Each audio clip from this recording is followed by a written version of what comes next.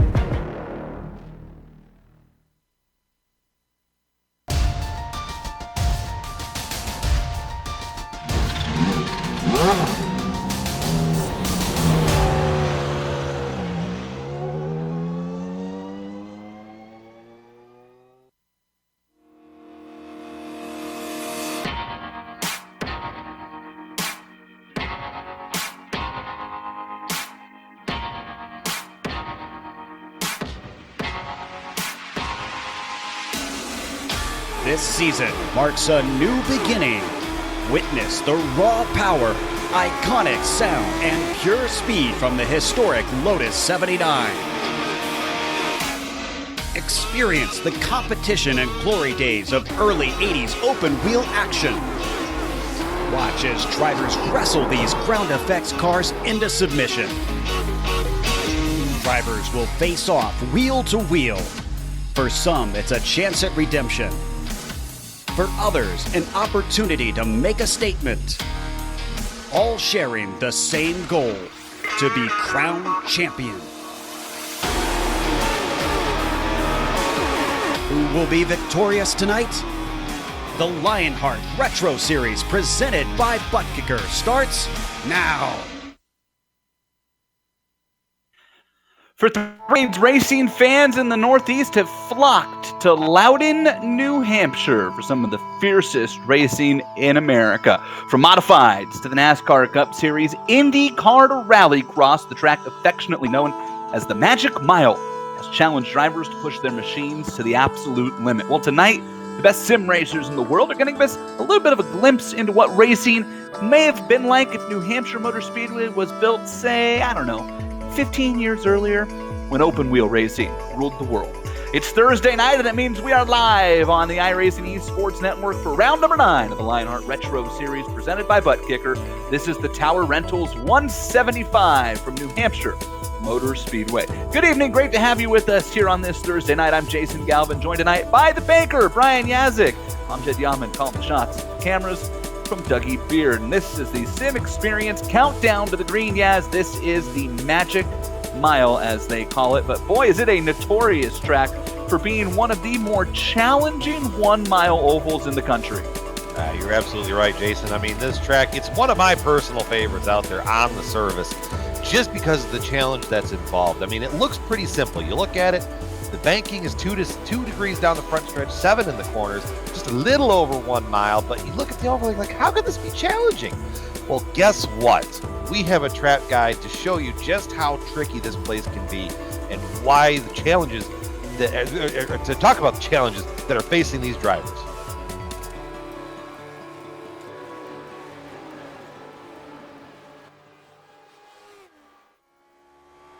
Hello everyone and welcome to the Global SimRacing Channel. I'm Brian Yazik, taking you for a spin around the New Hampshire Motor Speedway in the classic Lotus 79. So without further ado, here we go into 4th gear for the hot lap.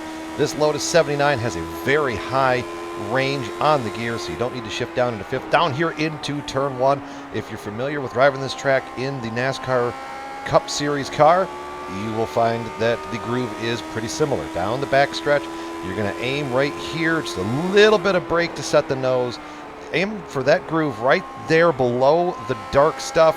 Roll back into the gas, out of turn 4. Get right up to that fence, don't kiss it. Down the start-finish line once again. Down here into turn 1. Aim for that groove below the dark. Roll into the gas, halfway, 3/4, all the way back onto the gas. Screaming out of the corner. Full horsepower. Down the back stretch one more time, into turn 3. Hey, you could even get away with, in the early part of the run, just lifting to get it set. Out of the corner, out of turn 4, onto the front stretch, and across the line. And that is going to complete our track guide here around the New Hampshire Motor Speedway. I'm Brian Yazik. Enjoy the show. So there was that track guide there showing you just the challenges that await our drivers out there in the field. And we've got that. We got a little bit more. It's all brought to you on the Sim Experience Countdown to Green. The Sim Experience people are the team behind the AccuForce Pro V2 direct drive steering systems by providing unparalleled realism and the most advanced tuning features on the market. The AccuForce provides a significant advantage to any sim racer. Can also make for an effective training tool for real-world drivers. For more information on the entire Sim Experience ecosystem, including their G5 or GS5 seat, Stage Series motion sims, and the Sim Vibe software, visit simexperience.com. And guess what? We've got a promo code. SimXLion gets you 5% off of your order from that standpoint. So from here, in our countdown to green, you do what you normally do, and you start talking about the championship scenario. And Jason, you got our point standings here. Yeah, somewhere. There it is. There they are. Lionheart Retro Series points. And this is kind of starting to look like a bit of a runaway, but I promise you once drop weeks are factored in, it will not. And this is Ryan Otis leading Sage Karam by 77 points right now. Sage has had not the smoothest of seasons. Meanwhile, Ryan's gone out there, and he's finished in the top 5 in 7 of the 8 events thus far, while also being one of the cleanest drivers. You see George Sandman there? He's 114 points out of the lead, and then things get just absolutely crazy. Do me a favor and take a look at the split from 4th all the way down to George Anzaldo there in 16th. Good luck with that one. Is absolutely close, and you can see how much one good finish will do for you. Look at Travis Jagerlener up a couple spots after that podium in our last race, and then drivers like Mark Cohn, who got wrecked out on lap 2, also losing some spots. So things are still swinging back and forth rather briskly here in the Retro Series as we approach the halfway point in the season, which we will be at our next race. Meanwhile, as we pull up the next set of point standings here and take a look at the team championship in the Retro Series. It is Raven Motorsports Black with the points lead right now. And Ryan Otis picked up the team's first win of the season in the last event, so that didn't hurt their causes at all. NLR Sim Racing sits in second, followed by Raven Motorsports Silver. See a trend there. Raven Motorsports was also the team champion last year in the Retro Series. And in the Rookie of the Year, which is presented by our good friends at Butt Kicker, Sage Karam leads the way over George Sandman and then Mark Cohn, Chad Dalton, and Mardi Gras Mall right there. Dean Mall is in the 5th position for now, at least. A lot of time to change things here as well. Of course, rookie standings are calculated a little different from everything else here in the Retro Series. So we'll keep an eye on that as qualifying is underway here, Brian. And we'll take a look at some of the cars that are out on the track right now. And that was Chad Dalton you just saw roll by. Yeah, I mean, and you're seeing here as you're watching George Sandman come around here. This is the kind of the unique part about Loudon or New Hampshire.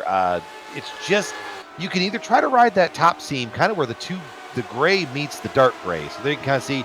But then on the hot lap, you kind of want to try and bring it down, and you want to straighten that corner out as much as possible. I guarantee you, in the race, you're not going to be seeing guys doing that. You're going to see them all ride right up there at that top seam, and then try to get that run. And really, what that sets up for is some very interesting passing opportunities. And by passing opportunities, I mean clear-ish. So we remember Chicagoland last year in the Master Energy Cup Series with the whole slide job thing. Yeah, you kind of see a smaller short track version of that where you have to drive it into the corner on the bottom. You got to pass Elvis, and I think you got to pass a couple other. I think Jimi Hendrix will wait for you in the middle of the corner there. And then you got to come up and hope that it sticks and hope that the guy doesn't just run over you from behind. So it's going to be very, very interesting around the middle part of this pack. This was a race last year, Brian, as we look at the weather for this race, and it's going to be 86 degrees and mostly cloudy here in this afternoon. And this was a race last year that saw quite a bit of drama late in the event as the tires wore on. That actually ended up being a positive thing, was having old. Yeah, you're absolutely right. It was kind of a smorgasbord of strategy at the end of that race. Dustin Wardlow deciding and electing not to take tires on his final stop, just taking fuel.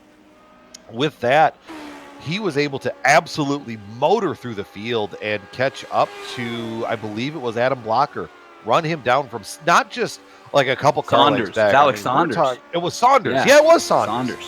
Saunders. Was able to run Saunders down from not like a couple car lengths back, not about 2 seconds. I mean, when they left pit road, it was about a 4 or 5 second gap. And Wardlow, and you see right now standing on the provisional pole, he was able to run him down with that strategy. So it could get really, really interesting. You know, we've got 166 laps to try to decide this thing. I mean, Jason, where are we sitting at with the fuel? Yeah, the fuel mileage that was provided to us is 55 laps on the window. So in 175 or 166 lap event, 175 miles, it means that you're kind of right on the limit there, right? Like you go 55 and maybe you get to 110. And then if you get to 110, then you're like right there. Now that's presuming that we go green flag the whole way. That's very true, which seeing in the practice so far. Vegas odds on that right now say that there's a much better chance of Muhammad Ali winning the NBA championship next year. Hint, he wasn't a basketball player. And that's not even the biggest problem with that bet. But yeah, 55 laps is what they say. Now I say what they say because I love our good friends in the admin team with the Lionheart Series. They put all this great information together for us. But yeah, as you know as well as I do, that there are many drivers out there who are adept at saving fuel. And often the number they give us is a solo run, no traffic, right? So you're on the throttle a lot more. And heck, even on road courses, we saw it at Imola in the last race in round number 8, where they said, well, we could go this amount of laps. And then Travis Jagerlander was like, surprise, we can go one more. And he went on one stop, and it changed the whole complex of the race. Travis was legitimately an 11th place car that whole race, 9th to 11th, and he finished 3rd because he cut a pit stop out. So I think he who saves fuel best may be primed for a win here because, you know, track position is so darn important. Ooh, that got interesting there real quick. I mean, you're absolutely right. And plus, Jason, you got to remember, the admin team, like, they're great. They provide us all the information in the world, but just as well as I do, they're racers just like you and I. So the Sure. truth really kind of hides behind the numbers just a touch. I No, mean, come on. You're not insinuating what I think you are. With that though, you saw it right there before as we were talking about it. But hey, we're gonna start gridding up, and let's talk about the starting lineup, Jason. Yeah, and how about that kind of last minute stealing the thunder of one Dustin Wardlow was Mark Cohn taking the pole here in the Retro Series. And if I pull it up real quick, I think, and I am wrong. So good thing I didn't say it. That's the second pole of Mark Cohn's career here in the Lionheart Retro Series. Dustin Wardlow, the defending race winner, starts second. Ron Hacker, the race sponsor, with a third place qualifying run. Good on that, Ron. Go get your first win tonight, bud. Ryan Otis, the points leader, starts fourth. Chris Lanini and George Anzaldo in row 3. Eric Block and Ken Hacker, that's a row to keep an eye on in row 4. And David Clymer with Big Joe Hasser, the oval superstar, in row 5. In the 11th spot, Paul Jenkins, Dean Mardi Gras Mall to his outside there in the 12th spot. George Enter Sandman 13th, Aaron Morgan in 14th, Frank Beeser, Chad Dalton 15th and 16th respectively. Dave Walsh in the 17th position with Adam Young. You know him from GSRC, right out to his outside in 18th. JP Winchittle in 19th, with Joshua Gaiman in 20th. Flip into the third set of rows here, and it's Ryan Corns and Travis Yeager in row 11. Scott Holmes and Mike Rigney in row 12. Tyson Landis and Robert Bloom in row 13. Finian DeCunha is the last car that qualified. And how about this? Lionel Callisto and Taft Baldwin, the two teammates of Adam Young, did not take a time. I don't know if that was intentional. I know they race in some other series. Sometimes it's tough to get here. If they are gridding, this is going to get fun. Let's take a look at the series details real quick, presented by our great friends at Minus 273, the best karting gloves in the business. This is round number 9 of 18 in the Lionheart Retro Series. 2 drop weeks. That's what that little water drop right there means. That's creative, right? Yeah. This is the Lotus L79. No, it is not an oval car. Yes, that is something to keep an eye on in this race. Yaz and I will talk more about that, as we both have extensive experience in this car on these tracks. Of course, it is an adjusted fixed setup built by Andrew Kinsella and a lot of his buddies in the Lionheart series and in the admin series. And there's $7,600 plus and cash prize, or prize value, I should say, up for grabs from great companies like Sim Experience and Butt Kicker and Clipping That Apex and Plasma Tracks, Viva Motorsports, Minus 273, the iRacing iFlag, Sam Maxwell Customs, Graphics. I'm not sure if I left anybody out. I don't think so. First Medical Equipment on the IndyCar side. We got some great partners here. We're getting ready to go green, yes. Oh yeah, let's get them all getting going. I mean, this is going to be a great race. I want to see how this dynamic plays out, and just see as we get through it if these guys can get a good, clean run going here.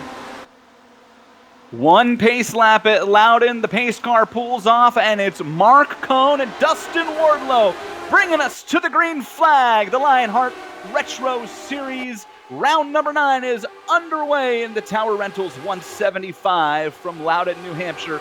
It is Mark Cohn, the pole sitter, jumping out to a 5-6 plus car length lead over Wardlow. Ryan Otis got awfully high, the points leader there, but he does clear Ron Hacker as they start to get single file real quick. First set of 2x2 is David Clymer and Ken Hacker, and that right now is a battle for the 7th position. All sorts of battling going on. Joe Hassert went around the high side, getting through there, getting it going. Using my words today, Brian. But there you see Joe getting that good run from the top side, but you kind of get blocked in there. So right now you have a decision. You try and go low, or you try and run high, and you see Joe kind of being the expert of being in these cars and being around this series. Just takes his time. He knows it's lap 2, plenty of time. The guy in front of you could make a mistake and put it out. We've got our first caution. It's Sandman, and that is going to have some huge complications or implications on the points. George Sandman was 3rd in the standings coming into this event, and he is going to be out early, and that got ugly. he got a lot of help. For lack of a better term, wait till you see the replays there. And that Frank Beeser on the inside of George Sandman as they come off of 4, and Beeser gets up into Sandman, who hits the wall, and then nowhere for JP Winchittle and Chad Dalton to go. I think JP might have got through there scot-free. No idea how that happened. Gaiman Let's had a go pretty on good board move with on that one, too. Josh Gaiman, Adam Young, Ryan Corns, all somehow snuck through there, I think. This is kind of the problem as a driver that you face here at New Hampshire. You know, you get that guy on the low side, and they just start pushing out, and they just might not catch it, or it just aero washes too bad, and you just get run right into the wall. There's nothing Sandman could have done differently there. Josh Gaiman does have some left front wing damage from getting into George Sandman. I'm looking through the rest of the field. Fortunately, I guess that was kind of deep enough in the field that it didn't take too many other cars with him. But I'm here to tell you that front wing damage at New Hampshire is just about fatal for Josh Gaiman, who now needs to go into what's the word I'm looking for here? He has stop the bleeding mode. Even if you're putting a Band-Aid on a knife wound, you're still attempting to stop it. Correct. I'm here to tell you right now, by the way, George Sandman, and probably rightfully so, not very happy in the Lionheart private chat channels with Frank Beeser, and that was awfully early as we were on lap 2 coming to 3 for contact like that. To see the field pace. Nobody's going to stop here. Now, here's something we talked about, Yaz, right? So tires in this series are interesting, to say the least. For whatever reason. Backwards. Come as backwards as tires could possibly be. So I was not alive to see the Lotus 79 race in real life, and obviously it was a Formula One only car, although there were certainly some ideologies of it that came over to the IndyCar side and raced on ovals. This car was not designed for ovals. I could not tell you what the tires were actually like back then, but I'd like to give iRacing a lot of credit as we look at the iRacing iFlag onboard with points leader Ryan Otis currently running in third. I give iRacing a lot of credit for doing their research, right? After all, it's what they do for livings, and they are pretty darn good at it. And I'm going to guess that these are pretty accurate. These tires are, when I say 100 times better, I'm probably not being dramatic enough. They are infinitely better the longer you run them on an oval. Especially a track like this, where because the car makes so much downforce, it's so tight that you can't turn. So that was maybe something to keep an eye on with Beeser there. But yeah, as you know, the preferred groove here early on is like almost kissing the wall. And when you get to the final 30 laps, all of a sudden, you can kind of spread out. Yeah, there's that sweet spot there where the light gray meets the dark gray, and we'll kind of expand upon that as we get going here, as the pace car is getting ready to get out of the way. Turning the field back over to Mark Cohen, who gets onto the loud pedal, green flag back in the air, gets another good jump off of that start, giving himself a little bit of breathing room, which is absolutely crucial here as Ryan Otis taking a look for second place. Dustin Wardlow did not get a good start, and the Candyman facing pressure from his teammate at Raven Motorsports in Ryan Otis right now. As you look at that DeWars Candy car stuck up top, and the graphics entry of Otis, your points leader, down on the bottom line, that tribute to the old Marlboro Team Penske Racing days. And right now it is Wardlow who is able to kind of hold things off as they scream down the front straightaway. Ron Hacker sits in fourth. And how about George Anzaldo, who has settled in nicely in front of Chris Lanini back there on board the iRacing iFlag on board for Ryan Otis, who is one of 3 onboards that we have in this race. Mark Cohn with the Sam Maxwell Customs and Ron Hacker with the Tower Rentals. And I'm listening right now. Frank Beeser is picking up a drive-through penalty from race control for avoidable contact. So Beeser will have to serve a drive-through under green flag conditions. George Sandman, that doesn't help you much, but it does vindicate your thoughts, I think, on what happened as we take a look at Big Joe trying to get around David Clymer. Frank Beeser down on the apron will bring it to pit road. Boy, and Frank put it on the apron into turn 3, so he's not doing himself any justice here, because there is no rule, to my knowledge, about where you enter pit road. And Frank decided to enter pit road down the back straightaway, so he's going to lose, by my guess here, probably 2 laps. Yaz, what do you think? What's a drive? Yeah. Probably a lap and a half, right? Yeah, a lap and a half. He'll come out kind of in the middle of the pack, 1 lap down. Maybe trying to catch something on the one side and get a little bit of luck to get that lap back, but it's going to be a long road ahead of for Frank there. leaders coming around Beeser right now. But I tell you what, he came out at a spot right there where if he would have just run turn 3 normal, he might have actually got away with that. He might have popped out right in front of Mark Cohn. But still, now he's going to be buried amongst the leaders here, and that's not going to be an easy task. No, obviously, wave around or lucky dog rule here. So he'd have to play strategy right to get back on the lead lap at this point. Still keeping an eye right there on Big Joe up to 8th, and he's got his eyes set now, I believe, on Ken Hacker in front of him. He tried to make a run at Ken right off of the restart, but then that top lane really prevailed, and it's taken Joe a minute to kind of get the car settled back down and get to a spot that he can make some moves. But right now, he's got that 46 of David Clymer looking to the inside in turn 3, and I think Dave's going to figure out just kind of what I was talking about on that one side. You got to drive it in, slide up, and kind of hope for the best as here comes Joe getting the run back. I think it's side-by-side battle just behind that battle with Dean Mull and Aaron Morgan. Now, I almost wonder if Big Joe maybe kind of lifted a little too much. Maybe he's still just trying to figure out things. Boy, they're going to get awfully close. Clymer squeezed the daylights out of Big Joe, and you're playing fire there. I mean, you can't do that, David. And he's doing it again. This is going to end in disaster. That's a bold strategy, Cotton. Yeah, and Big Joe's not one. He's not going to look over to his right and say, "Oh, you're squeezing me, so let me just turn left." That's not. Dustin Wardlow just ran the fastest lap of the race. You see it up there in the upper right-hand corner here on the GSRC feed. This is the iRacing Esports Network, of course, and you're watching a great battle on lap 14 of 166. The Tower Rentals 175, part of the Lionheart Retro Series, presented by Butt Kicker. And while we got a second here and we watch this battle, how about a quick plug for a huge event, the biggest event the Lionheart Series puts on, is coming up this Saturday, Brian. I'm sad you'll miss it as my teammate decide.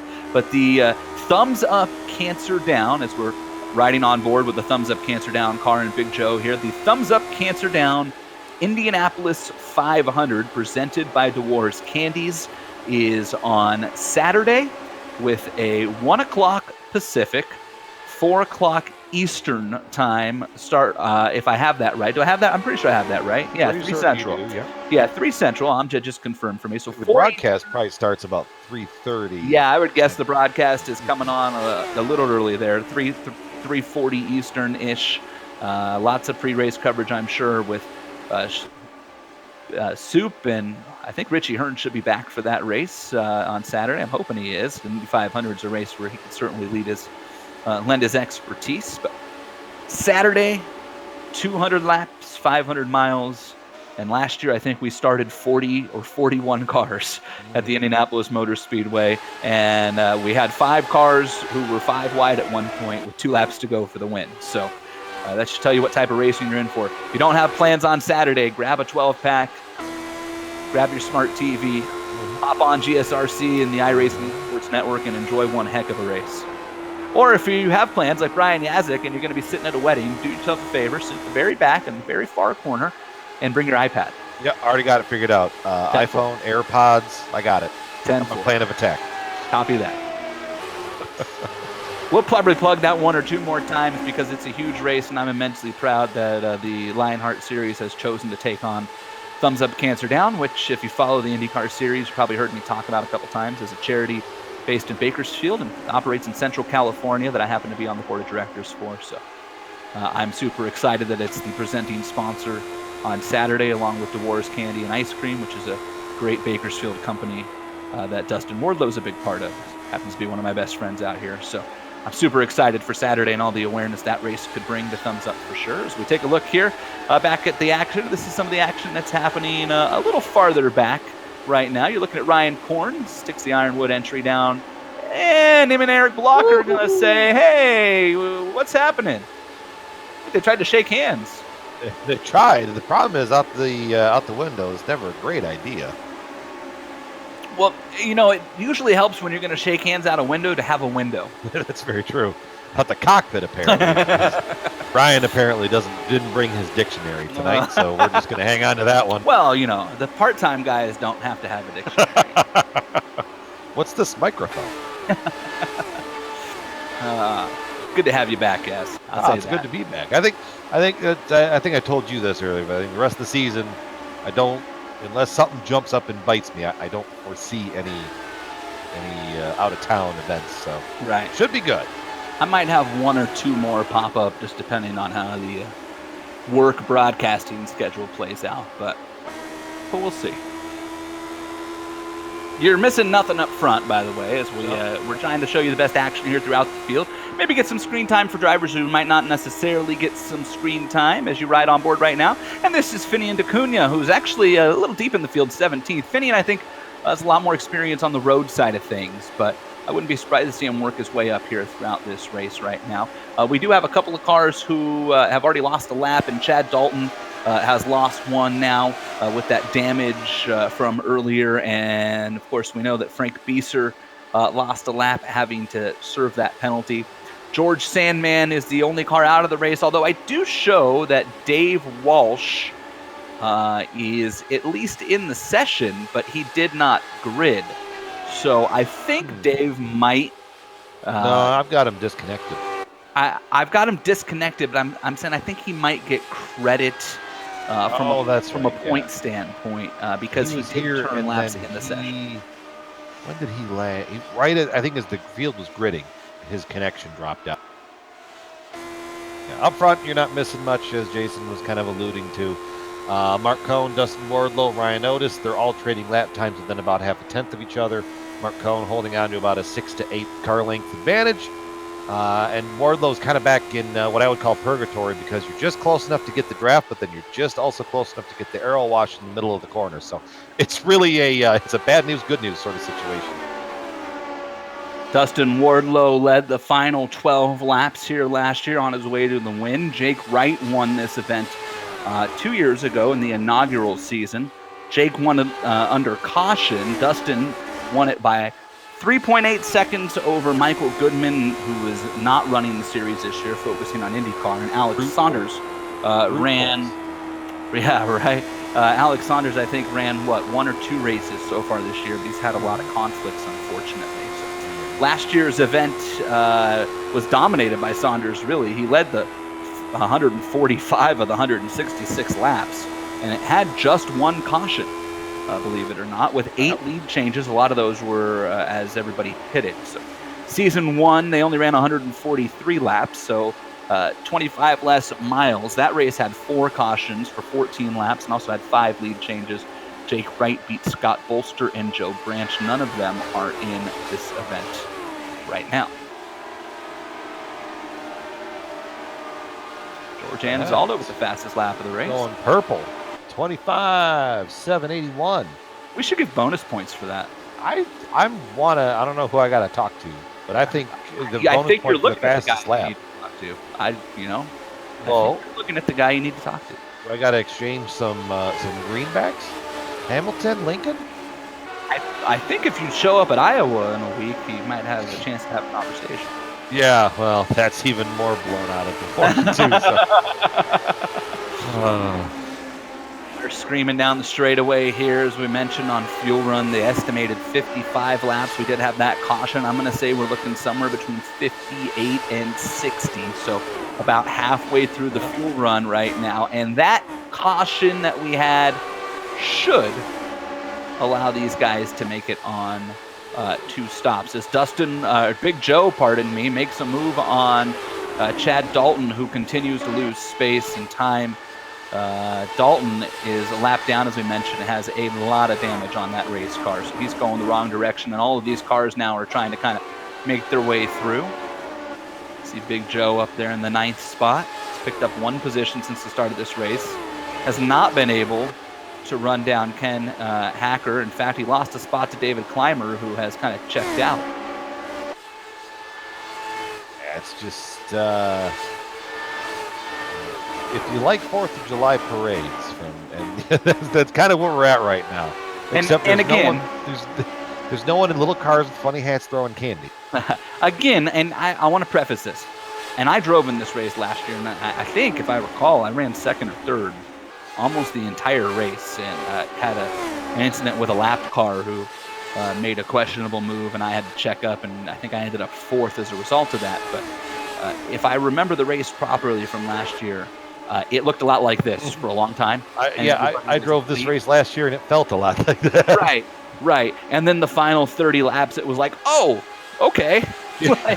Here we go. You know, like we almost wish that you could advance the tire state. Like let's run 120 lap scuffs. Yeah. Like, because then we'd have this epic race the whole time. So bear with us here. If you got your popcorn, maybe go open a second beer. You won't miss anything.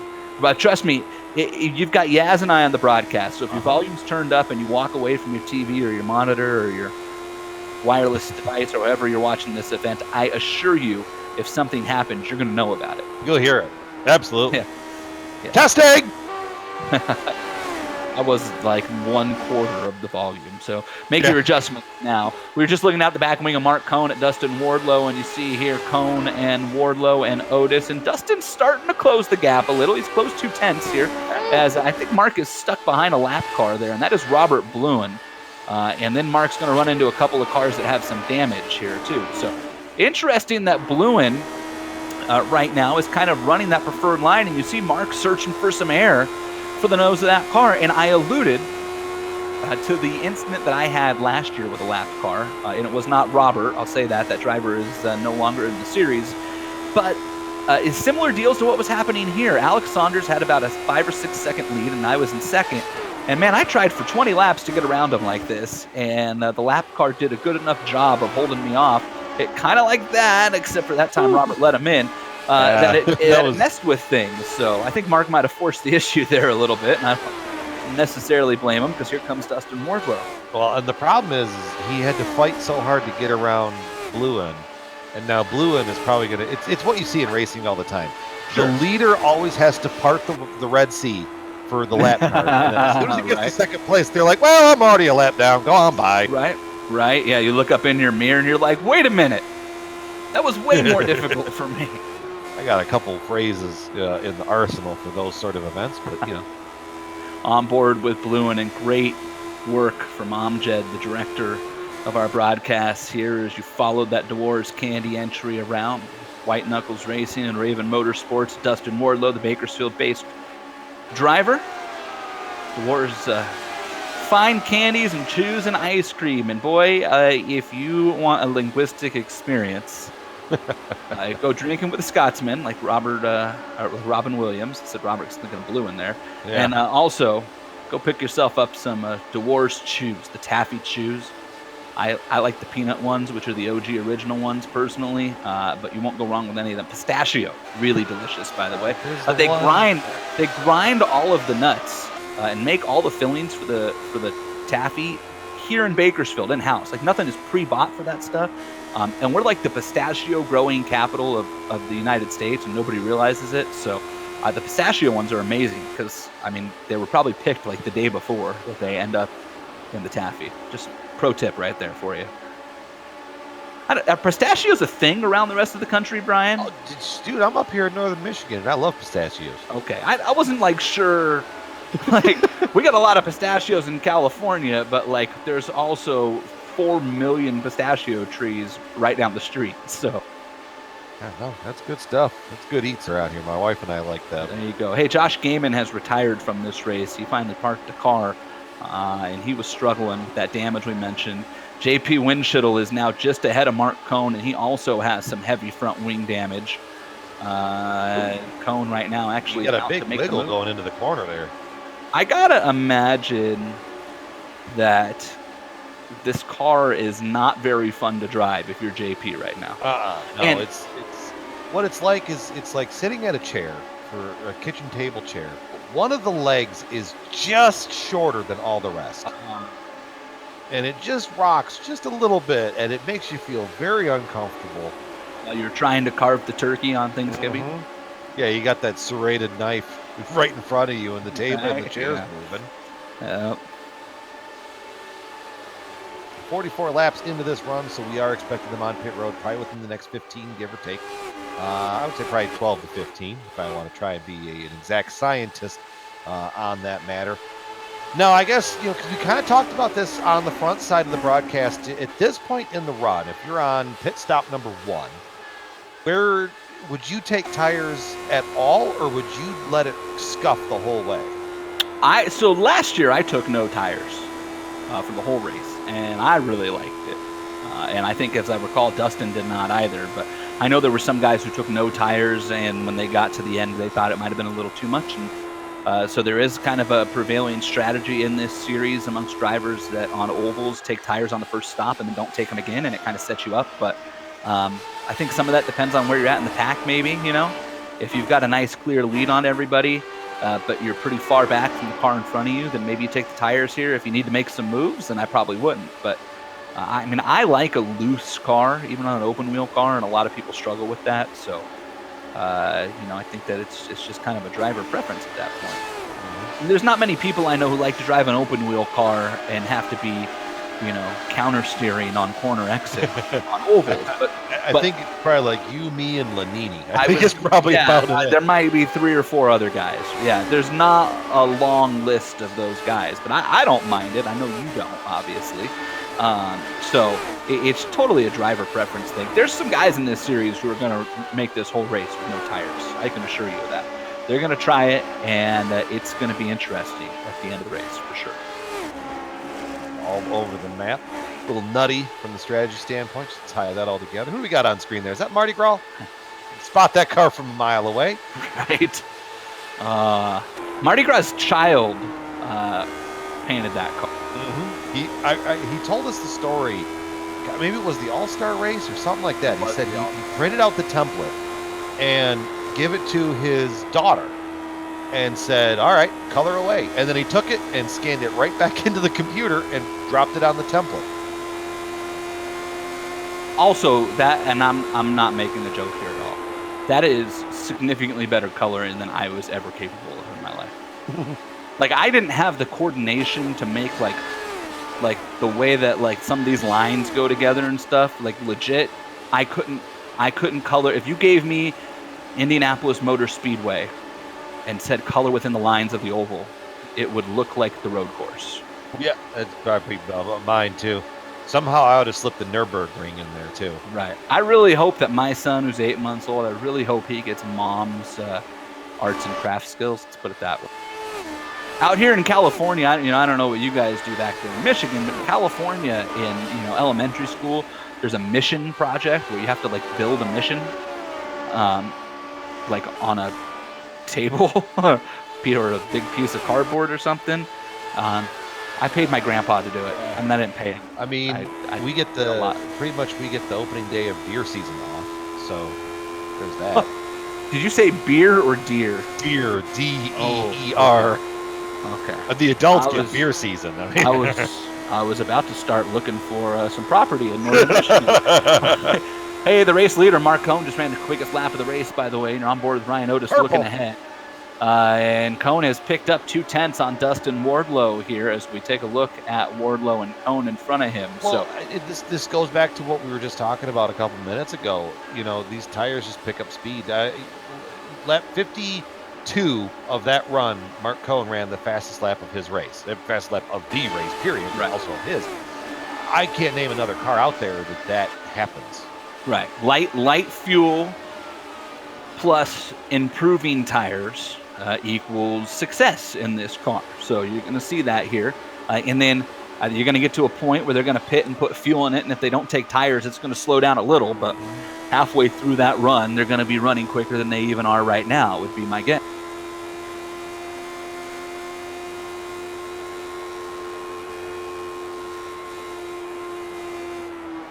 The race record, by the way, is a 25-11 by Dustin Wardlow last year.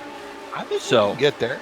If that gives you any idea, because right now Mark Cohn is running in the 25 6s and 7s. So we got a half a second to go. That's how much pace these cars are going to pick up, and that's why I say the passing is certainly going to pick up as the race goes on. I mean, right now, if you're Dustin Wardlow and Ryan Otis and Ron Hacker and George Anzaldo, you want to do exactly what you're doing, which is stay on the same straightaway, basically. Because from Anzaldo back, George has about a straightaway lead on Chris Lanini from 5th to 6th. But the top 5 cars are all on the same straightaway, and if you can do that, you're right on board with Ron Hacker and that Tower Rentals onboard camera.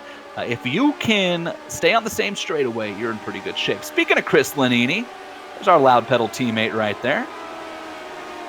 Right there in the nice 6th spot. A nice little paint scheme, too. Huh? He's kind of proud of that one. It's got a sharp little look to it. Pretty similar, actually, now that I'm looking at it. It might be similar to the paint scheme I ran last year. It's pretty close, yeah. Cam art on the side of that car. You see thumbs up, cancer down on the wings of that race car as well. As Chris runs for Firefly Racing here in the Retro Series, and loud pedal over on the IndyCar side. Chris is on pit road. About it. He's going to pit. And also from the chat, we got Andrew Have a Catch Kinsella in the chat, and everybody say hi to him. But he's also saying smart money with this set. Take front tires only at some point in the ride. Interesting. Stop. Front tires only. Can you do that in this car? Like the IndyCar doesn't give you a choice. I think you can. Put it out! To change everything. Oh, and the leaders had just hit pit road too. Is that Anzaldo? It's George Anzaldo who went around. Boy, if Chris Lanini, I think, is going to get trapped here and have to take a wave around. Here's Anzaldo trying to. We mentioned. Remember when we said Frank Bieser didn't take the apron to get onto pit road? George Anzaldo didn't either, and I guess that's the risk of doing so. Yeah. Boy, Mark Cohn, Dustin Wardlow had just pit. We got to keep an eye on that. But I think they'll circle around. Well, so 2 questions with Cohn and Wardlow. One, did they get out before the leader came around, or they trapped a lap down? The 2. Right now off of 2. Here's what I'm really worried about. Were they on pit road before the caution came out? Oh, that's good. I'm looking right now. I'm looking at Cohn. I'm going to guess he was, because he and Dustin. They both are. George is still going straight when they both cross the line. So they got lucky there, because that's an end of longest line penalty that admins cannot clear. If you're new to iRacing or you haven't heard that talked about, end of longest line penalties, it's the one thing in iRacing that just because it would be way too much work, I think, honestly, for the computer to try to figure it out. Once it's issued, the computer has set in its mind that driver's got to go to the back. Boy, what is happening there? David Clymer stopped on the track. Boy, at pit entrance. First off, he's going to lose a ton of spots, and I think he just got a bunch of people penalties. Boy, we might see the end of longest line thing play in here, Brian, because if that's an end of longest line penalty, you're about to see exactly what I'm talking about. Because I see Ken Hacker, he pulled over and stopped. And I just heard David Cordy get on race control and say stand by. So I think Ken Hacker is going to get a penalty. Big Joe's going to get a penalty. I'm trying to see who else. Boy, Clymer stopped again. Dean Mull. We see everybody on pit road. We got to decipher what just went on here. Aaron Morgan went by him. Yeah. It did cycle back around. You know what? This is probably going to be a good. Well, let's see here. Yeah, Lanini's going to stay out, take the wave around. The lead is going to cycle back around to Mark Cohn, Dustin Wardlow, right? Yeah, because where they pitted, they were able to get out, get their service, and get out before all of that. So with that being said, though, we're going to let the computer catch up. We're going to let the admins catch up. And we're going to take a quick break here on the iRacing Esports Network, presented by Global SimRacing Channel. We'll be right back here at Loudon.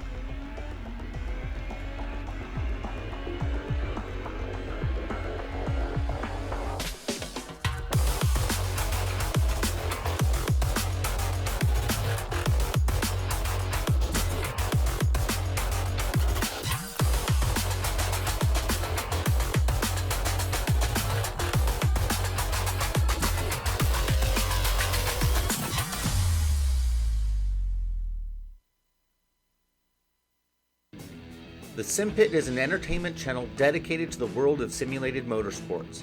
The Sim Pit is a leader in providing the sim racing community with news, reviews, interviews, DIY pieces, and instructional videos to make sim racing a better experience for all. Check us out at thesimpit.com or go to YouTube and just search for The Sim Pit. Lights are out on the Tower Rendell's 175 here on the Global SimRacing Channel and iRacing Esports Network. It is Mark Cohn and Dustin Wardlow have cycled back to the front of this field.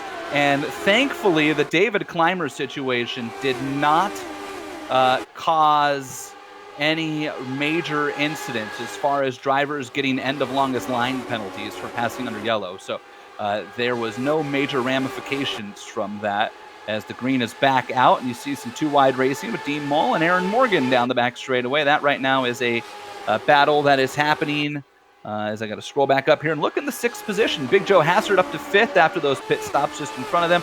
Chris Lanini was the unlucky one as the first car on pit road, and we got a caution. Big wreck. Big wreck on the front stretch. Looks like the 94 of Finian. Well, that was the only car I saw stopped. Finian got hip checked by David Clymer.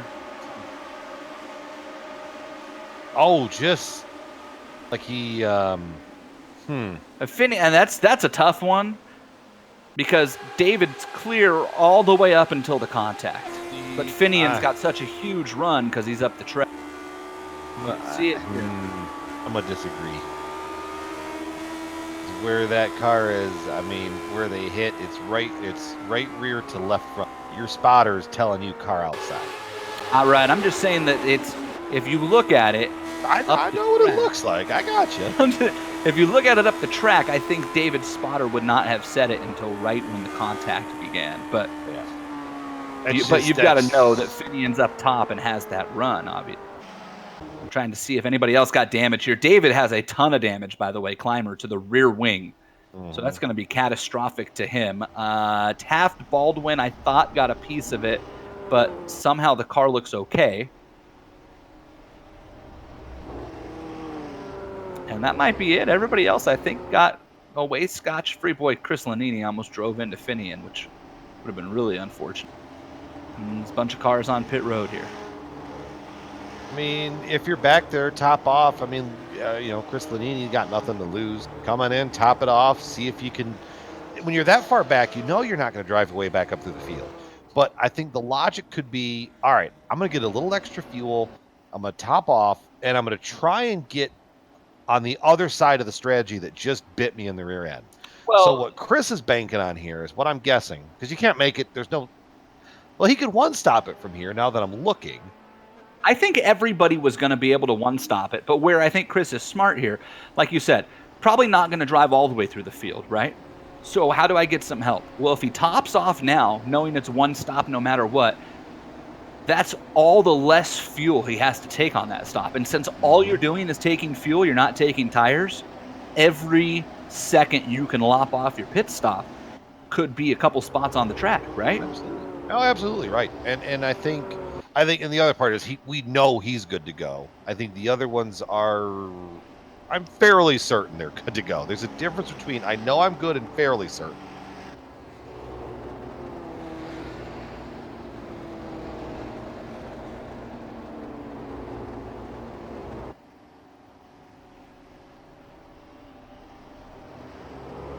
There we go. As sitting around here pacing, that I can imagine the panic that came over the driver of that 39. You're on pit road, you're doing what you have to do, and you hear the caution, and it just makes you just sick to your stomach in a sense. But then, in his case, it worked out perfectly for him. Big Joe picked up a couple spots there. Ron Hacker, I think, picked up a spot. Aaron Morgan up there to the 6th spot too. I think he was running kind of towards the back end of the top 10. No offense to him, but just that's kind of where he was running. So that kind of worked out good for a couple people. Right now, your hard charger of the race, it's a tie because they started 21st and 22nd, and they're a 9th and 10th respectively. Ryan Combs and Travis Jagerliner. I would put them both as the hard charger of the race, both up 12 spots from their initial starting point. No, actually, give that to Taft Baldwin. I'm looking back again.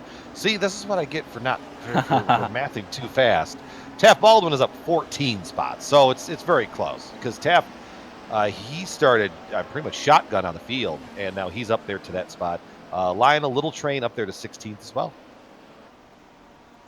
Taking a look farther back, by the way, Frank Biester's the first car a lap down, then Robert Bluen. And I missed this. I'm not really sure how, but George Anzaldo and Ken Hacker both lost so George brought that caution out, and George and Ken both losing a lap are 22nd and 23rd, and then Chad Dalton is the last car running, and he is 2 laps down as the pace car pulls off, and Marcone will bring us back to the green, and we're back underway. A good start. He's got a nice little rhythm up there in turn 4, getting that field started and restarted. Able to get himself a little gap, a little bit of breathing room to just try and motor away. You see a big gap looking up that backstretch from the turn 3 camera. Everybody filing into single file line except for that battle right there for the 3rd, 4th spot. Boy, it's interesting that we've already got guys kind of moving down a lane here, searching around maybe on the higher fuel load. I think if I were a couple of these cars farther back, I'd almost just go run the outside and see if I couldn't make it stick. It's Dean Mull under attack from Paul Jenkins. Taking a look at that right now. That's a battle for the 7th. But Paul Jenkins could practically have an award created for him for hard luck. I feel like in every race this year on an oval, Paul Jenkins has been in the top 5 at some point, and then in every race this year on an oval, Paul Jenkins ends up in a wreck.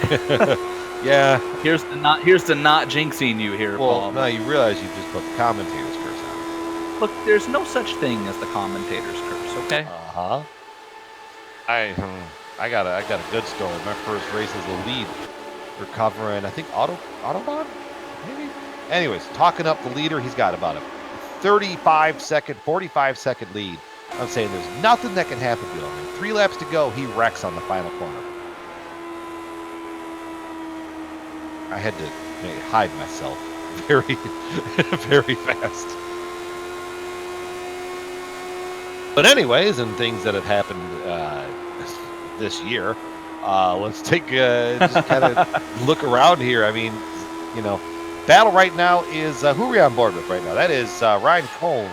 He is looking up at the rear wing I'm lost. He is looking up at the rear wing of Paul Jenkins. It's all right, Yaz. It's at part-time. I remember my first race.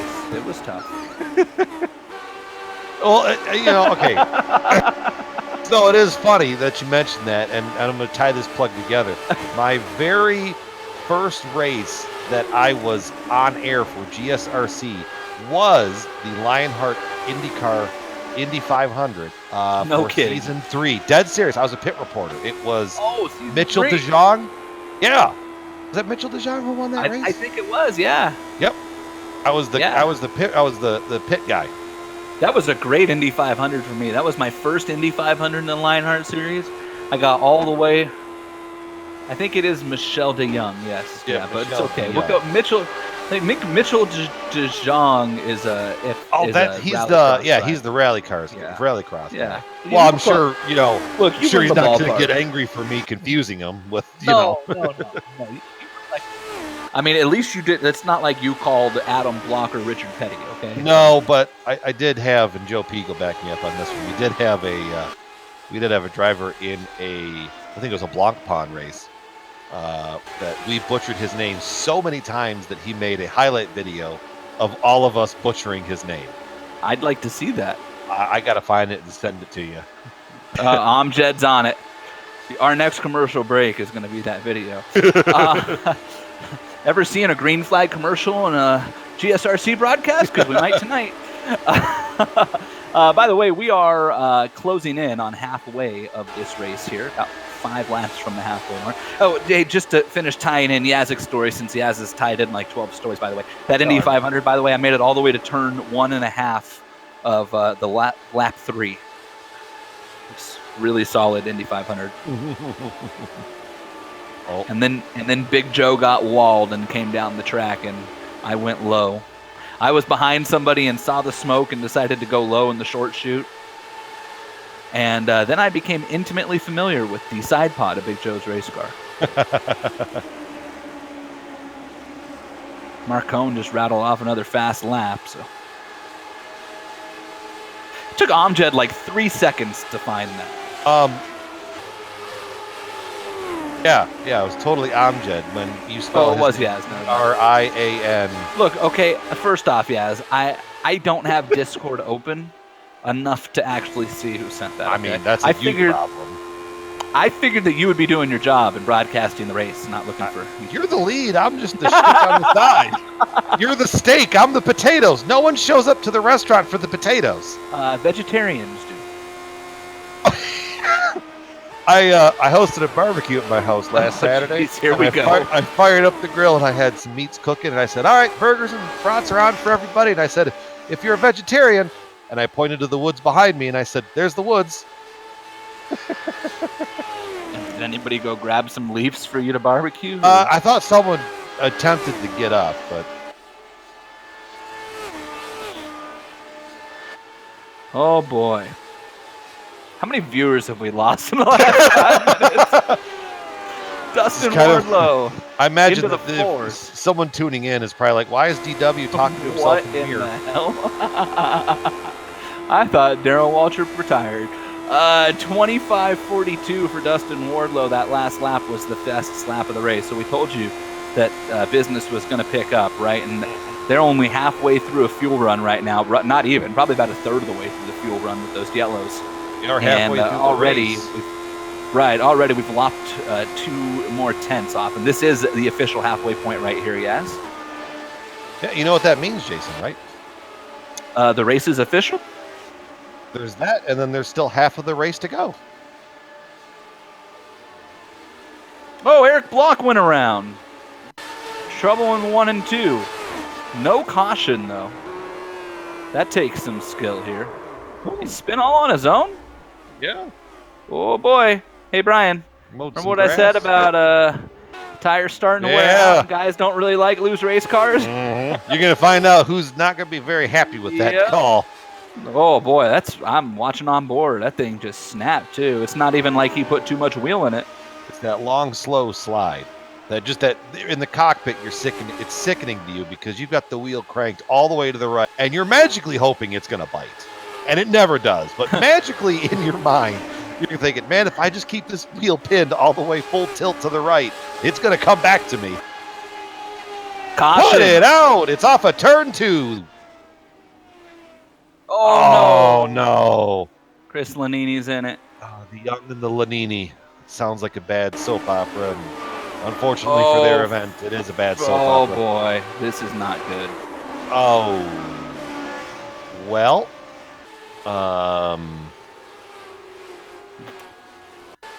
Frank Beeser strikes again. And I have a Adam feeling. Young and Chris Lanini are part of this. Poor Frank is going to need a police escort out of Loudon, New Hampshire tonight. Yeah. Poor Frank's going to want to stay off of the Discord channels, I think. And if you look in the chat there, Jason, Andrew reminded us something front tires only ... Yeah, I don't really know if that might have been the Eric Block deal. I don't think that had a lot to do with this incident. That brings we were out talking about before. So now this is interesting. This is where this is a weird spot of the race. This is because a lot of the front runners have stayed out. Taft Baldwin, Lionel Kalisto have pitted. Eb Young too, but he's got damage, unfortunately. So if this runs long enough, that could play out, I mean, almost brilliantly into their hands. If. I'm hearing a lot of cars just rolling in neutral too, so. Right. Yeah. Boy, Finian DeCunha has retired from this race. Probably long overdue after sitting on pit road following that crash. And Chris Lanini has not hit pit road, but he does have quite a bit of front wing damage, unfortunately. I shouldn't say quite a bit. Let's take a quite look a bit here. is... No, it's fine. Some guys have quite a bit, but he's got right front damage. That's going to hurt the car a little bit. He just needs to get that persuasion tool off the top of the pit box, hit it a couple times, and then, just lick the stamp and send it. Right. Couple cars on pit road. George Anzaldo is in. Chad Dalton is in. Chris Lanini and Ken Hacker. Boy, I have no idea what Ken Hacker hit, but it looks like he hit a deer. Let's take a look here. Like, when did that happen? And Amjad zooming in. I mean, you know what it really looks like? It looks like he was running a drag race and the parachutes didn't come out and he went to the sand trail. I'm just sitting here singing a song to myself about Ken Hacker running over a reindeer. I don't know when that happened. I found it. I think I found it. Uh-oh. Give me a lap, yes. Lap 63. Okay, I'm not going that far back. You just go ahead and fill us in on what happened, Brian. It was the Finian Ducana accident, and he ran into the driver in front of him. That was the 56. Ooh. So he did kind of JP. run over a reindeer. Well, that explains where JP's got JP Winchettle. Right, yeah. Yeah. That's Found not it. good. Ha-ha! And that kind of expertise digging is the only kind of digging that you'll find here on the Global SimRacing Channel, featured on the iRacing Esports Network. I'm Brian Yazik. That's Jason Galvin. Amjad in the booth is in the director's chair in the infield, just crying into his hands, wondering just what he's signed up for. When does this end is what the season ends in December, Amjad, Yeah. so Merry Christmas. It'll be over soon enough. Yeah. Poor Amjad. Hey, he puts up with it, though. He does. Lights are out. Pace car about to pull in. If by my count, I think that's caution number 5, right? I think that was 5. That was the 4th caution for 15 laps. Okay, I'm going to trust you on that one. Like, my math sucks, and you got a better program for tracking that stuff. Yes, I do. No penalty for Frank Bieser, by the way. Race control says Adam Young didn't give him enough room, racing deal. So, maybe Frank won't have as many enemies as we thought. Well, maybe. But, Red missed a war there. Big Joe on the offensive, trying to move up into the 4th position, racing with Ron Hacker, who is the sponsor of this race. And you're on board with Ron, the Tower Rentals 175 onboard camera for Ron Hacker. And right behind these two is Aaron Morgan, who's having the race of his season so far. Big Joe and Ron going at it. Ron Hacker, I got to say this. Ron Hacker has, Big Joe made the move happen there. Ron has absolutely impressed me. Every year, he seems to get a little better and a little better. And I'm telling you, he's going to sneak up on everybody here and win one of these races. Imagine if he ever gets his shoulder fixed. No kidding, right? No kidding. If he doesn't win a retro race, he's going to sneak up and win an IndyCar race. But he has got some sneaky speed. He's like the most clean, consistent driver in the league. I can't remember the last time Ron Hacker wrecked somebody. And he's just a darn cool dude, by the way. He is. One of my favorite people. He and his wife are one of my favorite people to go hang out with out there in Iowa, which unfortunately I don't get to partake in this year either. So I'm sure Ron and Cindy have something up their sleeve silly for me to wear, and we'll send you all sorts of pictures. I'm sure I'll get all sorts of images back.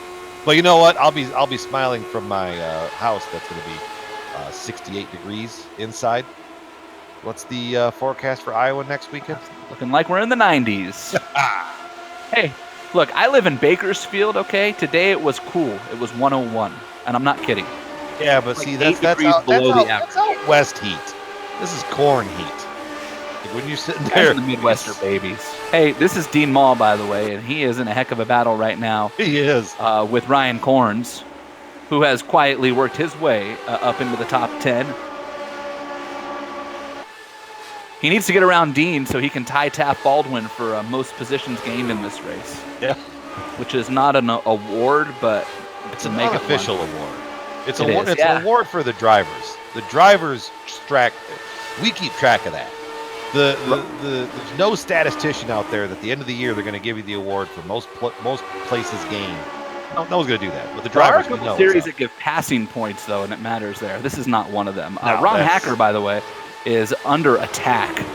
First it was Big Joe. Now it's Aaron Morgan. Paul Jenkins is lining up as well to take his shot. And it looks like Aaron's going to maybe get him. Ooh, not quite. Or maybe not. Yeah, no. Oh, Aaron went to close that door, and Ron had his foot there going, I think Aaron, rethink that move, son. He's going to get him this time, though. Aaron might have a tattoo of Ron's left front tire on the side pod of that race car.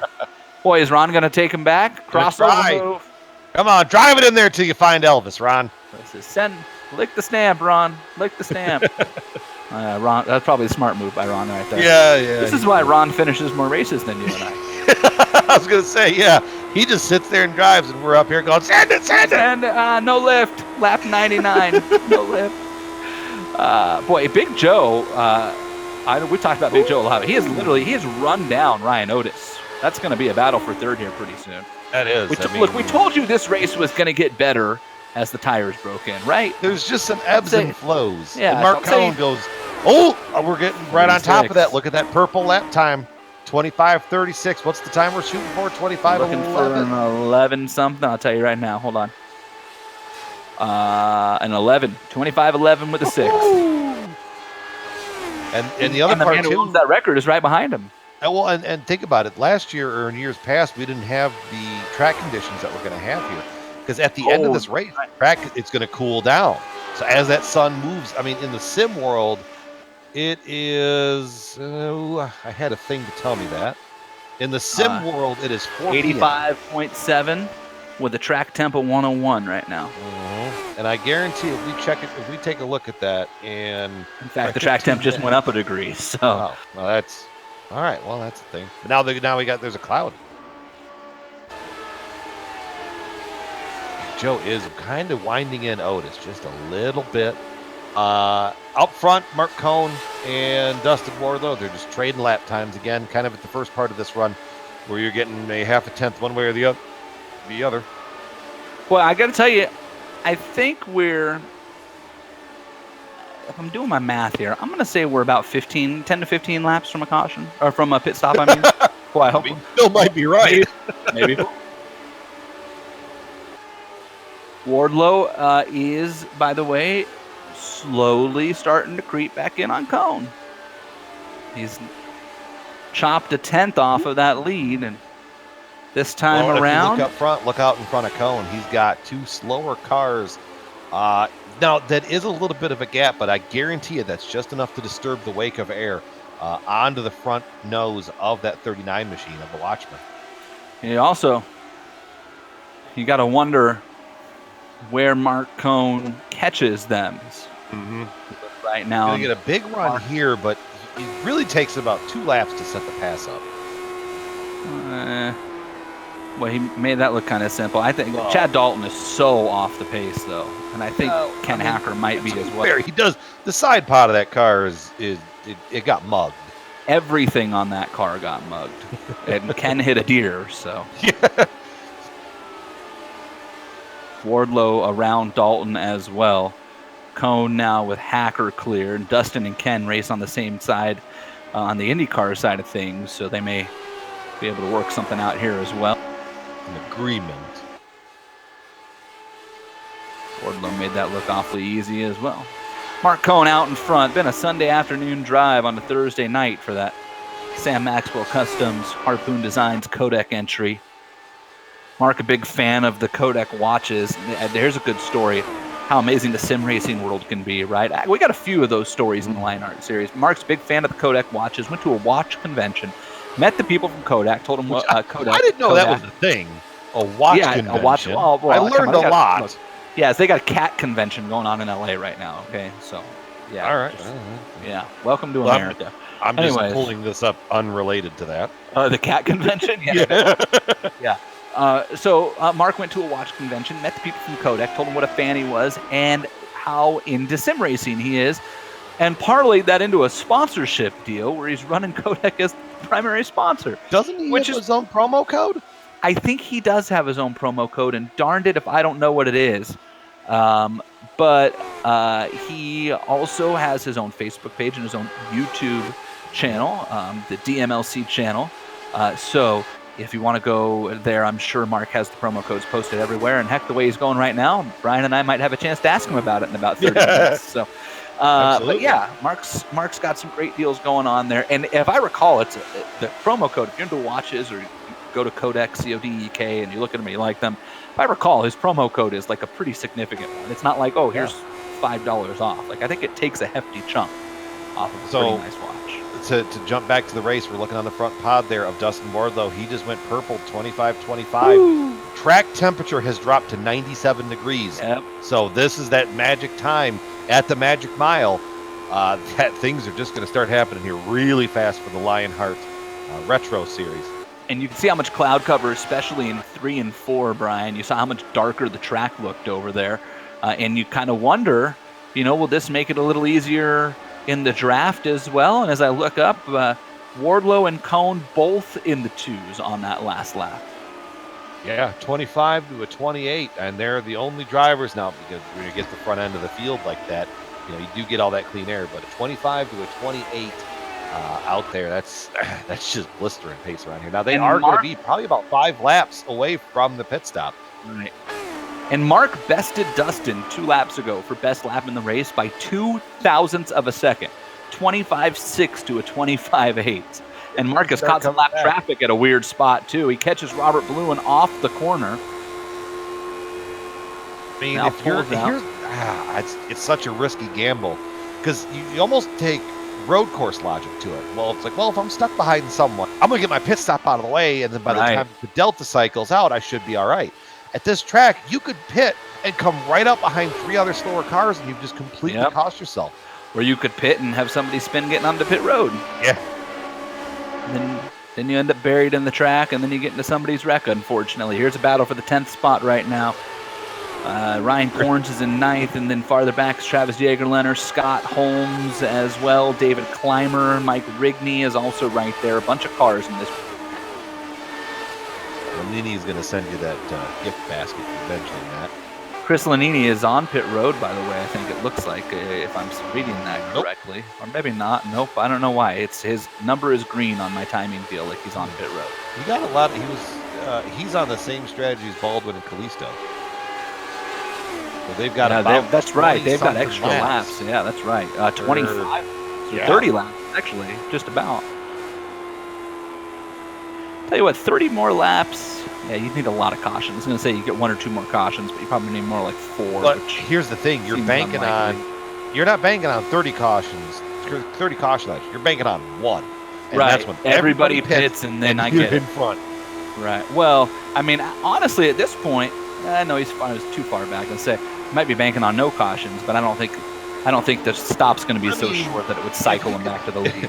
He could stretch another 50 laps out of their fuel tank. I feel like we should bring them in for.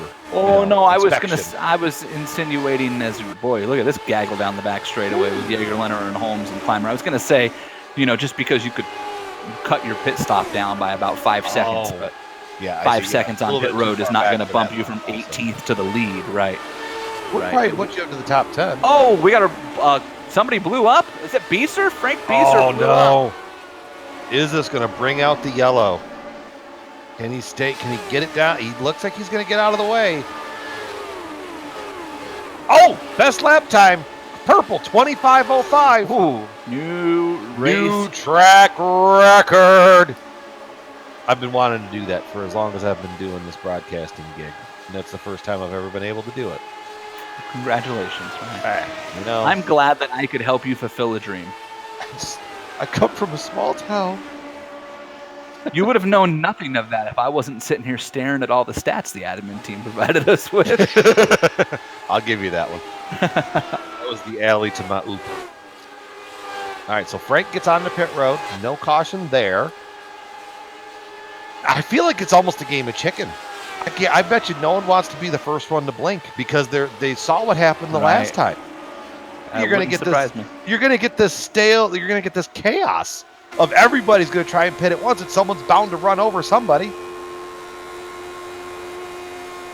Your top 3 cars right now are 1st, 3rd, and 4th in the Retro Series power ranking, There you go. which says something. Travis Tells you Jagerlender's in everything you 2nd. He jumped from unranked to 2nd thanks to his pit strategy call at Imola. He's Ryan hanging Otis out there in the 10th spot, so he's is. doubling He down is. on that. Yeah, Ryan Otis is 1st, Dustin Wardlow's 3rd, Mark Cohn's 4th, George Sandman's 5th. Unfortunately, it gets real ugly from there. Sandman's 5th and wrecked. Sage Karam is 6th. He's not here for great reasons, by the way. He's in Sage is Toronto. racing in Toronto in the IndyCar Series. Best of luck to Sage this weekend. We're sorry we're missing him tonight. Really sorry we were And missing him on Saturday. Yeah, I was looking forward to running the Indy 500 against him, but super excited to see Sage back in an IndyCar and hope he does well this weekend. JP Winchittle is 7th, Josh Gaiman's 8th, Lionel's 9th, and Chris Lanini's 10th. So everybody from 5th down in power rankings has crashed, except for the driver who's not here. Leaders on pit road. Oh, here we go. Dustin Wardlow. Ryan Otis going to pit 2. Big Joe going to stay out and take another lap. Oh, and Wardlow is right on the back wing of Cohn, too. Yeah, boy, did he nail that entry or what? And you almost wonder if they nailed it too good. Oh, boy, but Cohn got into a stall much better. Saw Wardlow kind of slowed up. No tires from either one of them. No tires from Otis either. They're rolling. Wardlow spun it! Dustin spun the tires. He did a good job of saving it. That is catastrophic to his chances of running down Mark Cohn, though. Well, remember those last sets of laps, that's where he was the strongest before. So, I mean, he just got to put his head down and focus, and I guarantee he can get back up there. Otis and Aaron Morgan are both. Boy, Aaron Morgan is all over Ryan Otis as they come off pit road, too. I wonder if Otis had a very 3 conservative. seconds Otis made a very late call, and then he had to try to get out. Big Joe's rolling now, too. He's up and away. I think Joe could probably leapfrog to the podium here. He's going to be close. We'll see. Depends on where he gets out in relation to Wardlow. He's going to be door-to-door with Otis. He is. Look at Big Joe and Ryan Otis as they scream into turn 3, and this is a battle for 3rd place in the race. Otis is going to hang on for now as they come around a lapped car of Ken Hacker. And Otis able to hang on, but Big Joe is right there. Big Joe, notorious for his pit road entry and exits. He can make up seconds on pit road. It's and look at Big Joe running up top. He's got a huge run on Otis down the back straightaway. Battle for 3rd. It's Big Joe Hazard to be 3rd once they cycle around, I should say. And Big Joe is going to clear Ryan Otis and move into a podium spot amongst the cars who have already pitted. Now, keep in mind, we've got 6 cars out there still who have not pit, including Tyson Landis and Mike Rigney, who should be just about out of fuel. Rigney, in fact, is on pit road. Yeah, I was going to say, they're really stretching that far end of the fuel tank. Boy, if Landis can run as far as Rigney did, he's got 5 more laps. That's true, yeah. I don't think we have literally not said Tyson Landis' name all night. I'm not sure I've said his name more than twice all season. And he's leading this race. So good on you, Tyson Landis, as Dean Mall goes around him right now. Tyson Landis in that Team SETI Wicked Relief entry. I'm fighting back on Mardi Gras.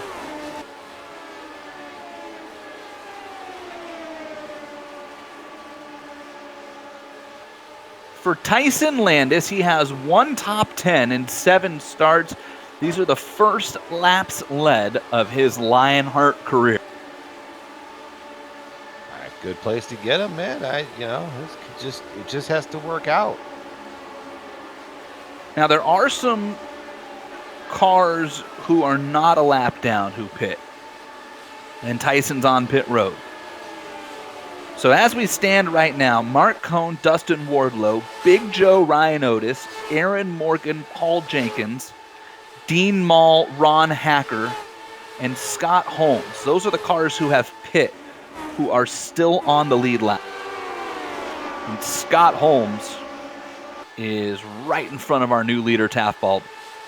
And Taft Baldwin, Lionel Callisto, Chris Lanini, they all have probably about 15 to 18 laps left in their fuel tank. Now, unfortunately, they didn't get the caution that they wanted, but if it does cycle back out, it still will be a net gain on the positions because they were back. Significant, yes. Yeah, they were back outside the top 20, And now, even if they do fall into that range, they're going to fall back to 15th.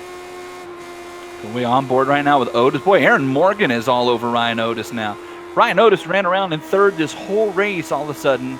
I know he's the points leader, so he's got to be careful how he plays this, but Big Joe is in the points, and Aaron Morgan is now giving him fits as well. Yeah, I think Morgan figured out the pay window was starting to open up.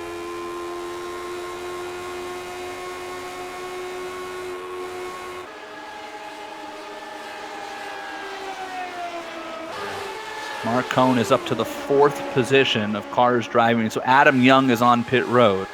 Or is he not? No, did he just get passed by Cohn? Cohn just passed him. Oh, yeah, Adam Young's got some damage. That makes sense. One of those 3 riding shotgun entries, along with Taft Baldwin and Little Train. Lionel. Little Train. Do you know the background of that? I don't. We should ask him. I think Joe Peak knows. Oh. Well, Amjad. Boy, that makes all the Thanks, more Amjad. sense in the world. I wish everybody could hear Amjad make Brian and Joe We're sound sitting stupid here. right now. Yeah, we're sitting here anguishing on it, and Amjad just goes, no, like the little trains that Lionel makes. We're like, oh. Yeah. There's your sign. Yeah. Taft Baldwin with a 1.3 second lead on Little Train, and Chris Lanini was right behind him. You just saw. Boy, Chris doing a nice job hanging on with that front wing damage. I think Lionel might be a little scraped up too. I'd have to go look. Oh, Lionel's car actually looks okay. It's got a couple of hurt cars in front of him though. It's Ken Hacker and David Clymer.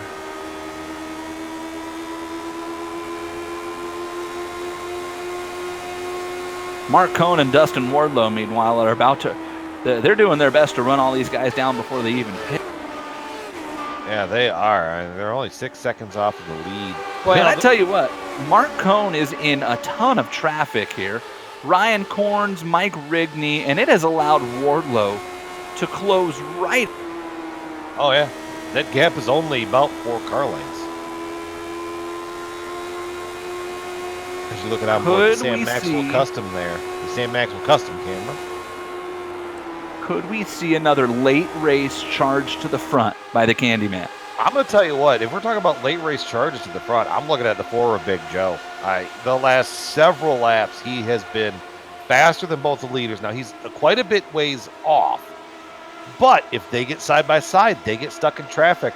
I mean, Big Joe has wide open track in front of him, all the way up to Adam Young. Yeah, he's got to find more pace. And by my math right here, he'd end up about 10 laps short. Oh, Mark battle Cohn for in the trouble. lead. Here's Wardlow. This is a battle for the lead amongst the drivers who have already pit.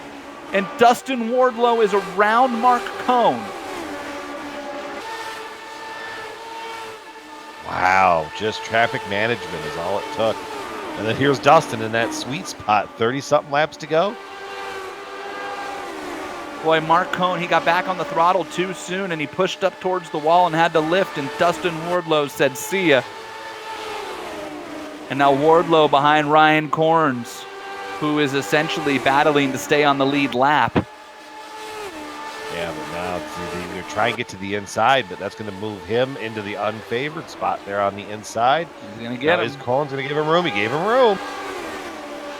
Travis Jagerlander just in front of them, and Travis is on the same team as Dustin Wardlow. You know there's a conversation happening there. I would think so, yeah. Down the front straightaway, and we'll see if Wardlow doesn't pop out and clear Jagerlander in 1 and 2. And boy, does he ever, right away. Mark Cohn around Ryan Corns, who politely lets Cohn slide up. Well, and I tell you what this did do, Brian. I don't know about Big Joe's chances to win, but he's cut Mark Cohn's gap down by 2 seconds in 4 laps. I told you. Dustin Wardlow, meanwhile. Look, Wardlow can see all the way to the beaches and the lobster racks in Maine right now. He's got clear space in front of him. Oh, yeah, wide open spaces. It's a Dixie Chick song. I It think. is. That is.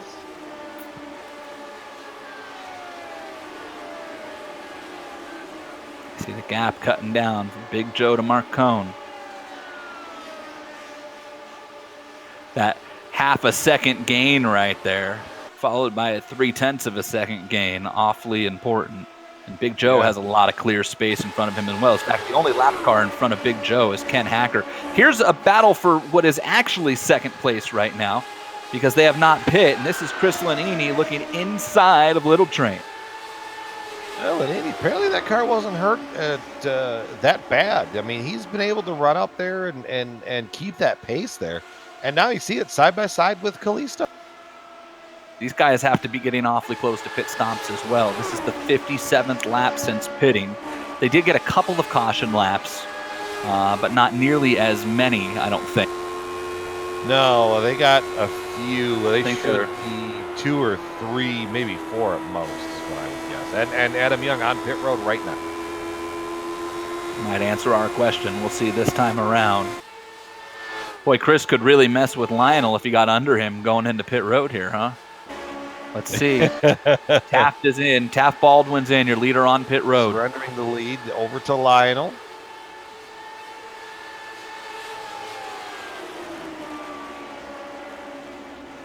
Well, now here's an interesting thing to keep an eye on. How long does Taft Baldwin's stop take?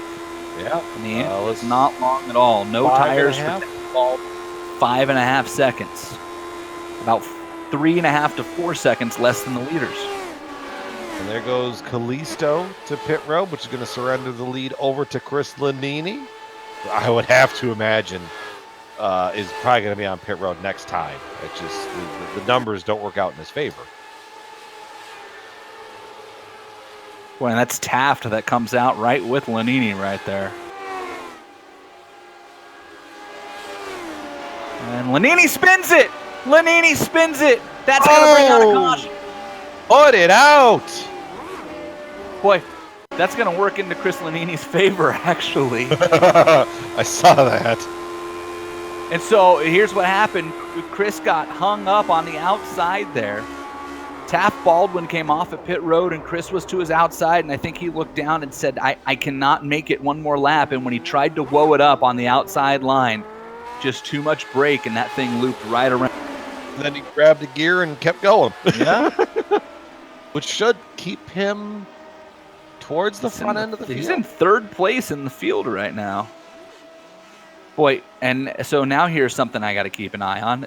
Did Lionel get onto pit road? Oh, Lionel came in the lap before, so nobody's going to be affected by that. Nope. Just had to double check it. I think everybody's going to stay out. Boy, here's the thing with Chris Lanini. Does he have enough fuel to get back to his stall? That's where you throw it up in neutral and you just kind of hope for the best. Yeah, he's in there. He's on pit road. He's not to his stall yet, guys. He can coast from here. Yeah, George Anzaldo is on pit road, and I think George is out of fuel because he's on pit road a lap down, so the stalls would have been closed. Well, yeah. He came into the pits ahead of Chris, and then he entered his stall behind Chris. Right. Yeah. So George picked up a penalty for entering pit road that was closed. I think that's just an EOL. Yeah. But Lanini spending a lot of time on pit road. I wonder if he's got more optional damage he's getting repaired while he's there. Might as well. Yeah, if you're there. Now, what I think is going to get real interesting here. Wardlow and Cohn, clearly class of the field. They have been there all night. They started 1-2. They've run 1-2 all night. Third place, Big Joe Hasser. He's there now. I mean, depending on where these lap cars cycle in here, I mean, he's in a great spot. Close as he's been, he was the fastest one that last go-around. Now, it just depends on how he can maneuver through some of the traffic here. Looks like he's going to be behind at least 3 lap cars. It's going to be interesting to watch. I think we're 2 laps from green here. Hey, I want to remind you the Lionheart Retro Series is brought to you this season by our friends at Butt Kicker. In their second year sponsoring the Lionheart Series, their first year as the primary sponsor of the Retro Series. Butt Kicker products, they add an instant immersion to your game. Unlike a subwoofer that moves air and loses accuracy in force, Butt Kicker products move actual mass. It produces a haptic immersion. It's powerful, it is accurate, Butt Kicker products add that missing driver-to-car connection. They bring more realism and immersion to your sessions, and you can check out the full family of Butt Kicker products at thebuttkicker.com. Use the promo code LION25. Get a big old whopping 25% off of your order. Thanks to Butt Kicker for stepping up this year and coming on board with the Retro Series. We mentioned minus 273. They've been a big part of this series as well. The premier name in karting gloves. They have industry-leading gloves that are super lightweight and durable, made of breathable poly spandex. Whether you're a kart racer or a sim racer, minus 273 gives you the control to reach victory lane. For more info on minus 273's full line of gloves and apparel, and for discount, visit minus273.biz.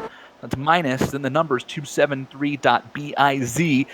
LHRS is your promo code there for 25% off your order. If you're looking for some way, you got those fancy gloves, you want to hang something up with the plasma-tracks.com. Original race track wall art, motorsports trophies, home decor, everything and a little bit more goes really nicely with those. We do have a 25% off promo code with them. That's in the description of the video below. Plasma Tracks. Plasma-tracks.com, LRS 2019 on that promo code. Green flag back out. Big Joe Hassert does have lap traffic with Eric Block in front of him, and Ryan Otis to the inside. They're 3 wide. Look out, Eric Block. You should really be watching what's happening around you. Seat cover and run. Here comes Aaron Morgan. He's into Otis. They bounce off each other down the back straightaway.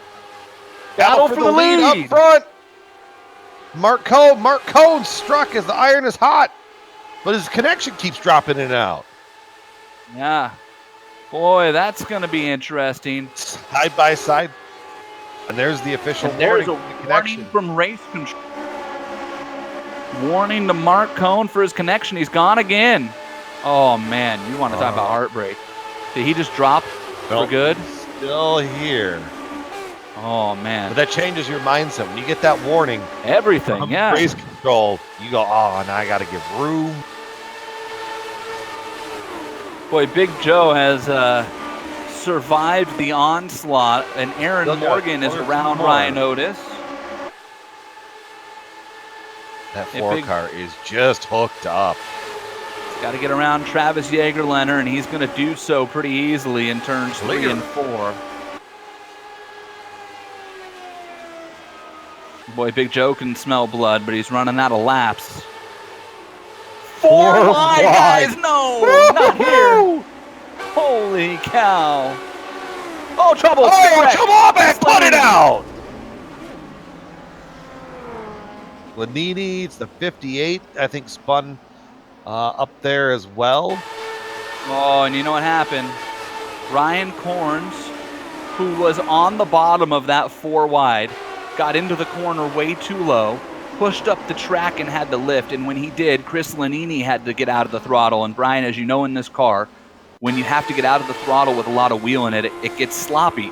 And Chris got loose, and poor Taft Baldwin was already back in the throttle, had nowhere to go, and turned Chris around. So that was just a chain reaction that started with the 4 wide, and of course nobody in the 4 wide was the victim, right? It's Lanini who goes around. And I think, did George Anzaldo get a piece of that as well? George Anzaldo got a slight piece of the wall, it looks like. Everybody else managed to get called big wreck because it looked big, and then everybody managed to get through it. Well, he had nothing Chris Lanini could do there. Boy, Ryan Corns. Talk about the lick the stamp presented by Loud Pedal Motorsports moment of the night. Actually, I guess Corns was the one who was kind of off the pace and ended up down low. Who's the one who shoved it 4 wide? It was David Clymer. So we'll give David Clymer the lick the stamp moment of the night. I have a feeling we're going to want to peel that back because Big Joe is going to be right on the leaders. Yeah, he's got a shot now.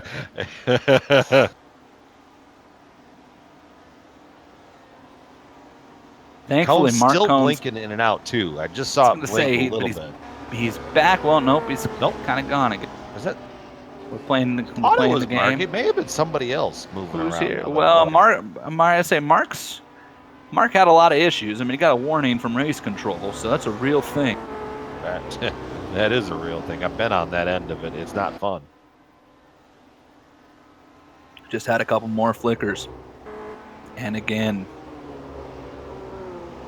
in fact, he literally came across the finish line on your GSRC camera there, and he wasn't there when they crossed the stripe, but he's back now. We should restart. I'm guessing we're going to have 7 laps to go. Now, remember, new to iRacing on the newest build is the ability to do green-white checkers. That is not something the Lionheart series has adopted, and I would imagine it is not something they will adopt because, frankly, it has never been a part of open-wheel racing, really. So, well, neither has Donington from the IndyCar side, and neither was Brands Hatch, and neither is Monza. You know, that's. I mean, the retro cars never ran at New Hampshire. I never saw the IndyCars run at Rockingham either, but we tried that, didn't we? Thank God that was an all-star race. Exactly. If you missed the Lionheart, and the lights are out, if you missed the Lionheart IndyCar Series presented by First Medical Equipment all-star race at Rockingham, it is on. I think it's probably off of the iRacing Esports page by now and into the Global SimRacing Channel archives on YouTube. It is quite the event to watch. At one point, Brian, myself, and Joe, in our first race as teammates, were 3 wide in turn 1 at Rockingham in IndyCars. Well, one of us didn't make it out. But I'll say this. It wasn't because we hit. It was because, for some reason, Rockingham and IndyCar has the worst netcode problems ever. It's like 4 feet between us and it netcoded Big Joe. Here we go. Texas. Lights are out. It'll be 7 to go when we get going here. The Does Candyman. Big Joe have enough time? Dustin Wardlow's the defending race winner. Out in front goes, and Mark Cohn and Big Joe and Aaron Morgan all follow. Ryan Otis in 5th. Big Joe did not get the best restart. He has to defend on Morgan as they go into turn 1, and Cohn is all over the back of Wardlow but doesn't have a run. Here comes Aaron Morgan inside of Big Joe. Battle for 3rd, and Otis is right there as well. Aaron Morgan wants a piece of the podium, and he's going to get Big Joe for now, but look at Hassel fight back on the high side, and Big Joe's going to pull him back down the front straightaway. Morgan's got the draft now from the leaders who run low. Wardlow trying to defend the lead. Big Joe up top will clear Morgan up off of turn 2, and Aaron Morgan's going to have to slide back in and try again as Dustin Wardlow opens up a 2-car length gap on the still disappearing and reappearing Mark Cohn. Mark watched a little too much Penn and Teller before this race, I think. 5 laps to go.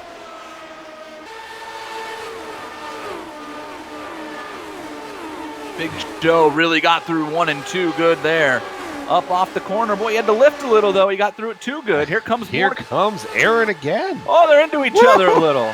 Kissing wheels. Is Joe coming back from that run on the top side? Morgan's going to beat him to the stripe.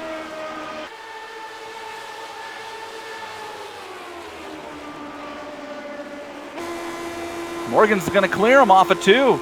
Aaron Morgan cleared him, but he didn't move up. Clear-ish.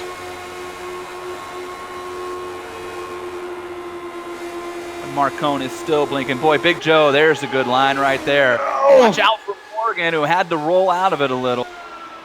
Meanwhile, Lotus is under. Put it out! Caution, Ryan Otis, the points leader. Ryan Otis and Scott Holmes got together, and the points leader is out of this race with 4 laps remaining, 3 laps remaining. This race is going to finish under caution, and what a huge moment for the points leader, Ryan Otis. Scott Holmes was trying to make the move to get into the top 5 and just ran out of space, and Ryan Otis's car is demolished. Playoff championship implications. Man, you know Ryan Otis has to be gutted. And he clipped Ron Hacker. Man, The two cleanest drivers in the series, that's not an opinion, that's statistical fact, are Ryan Otis and Ron Hacker, and they end up being the two cars wrecked with 3 laps remaining.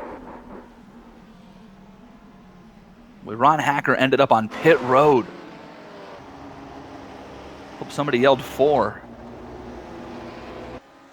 Otis's car so destroyed, he's just going to limp it around. I think maybe hopefully try to get to the white flag so he finishes as the last car on the lead lap.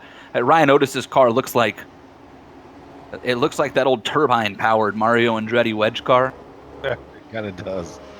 I had to make light of the situation, and Ryan pulled it in. I guarantee he's got a meatball. There's no way they're going to let that car roll again. I think Ron Hacker is still trying to roll around and salvage something here, too. Boy, what a race. Dustin Wardlow rallied to the front around Mark Cohn in lap traffic and never looked back.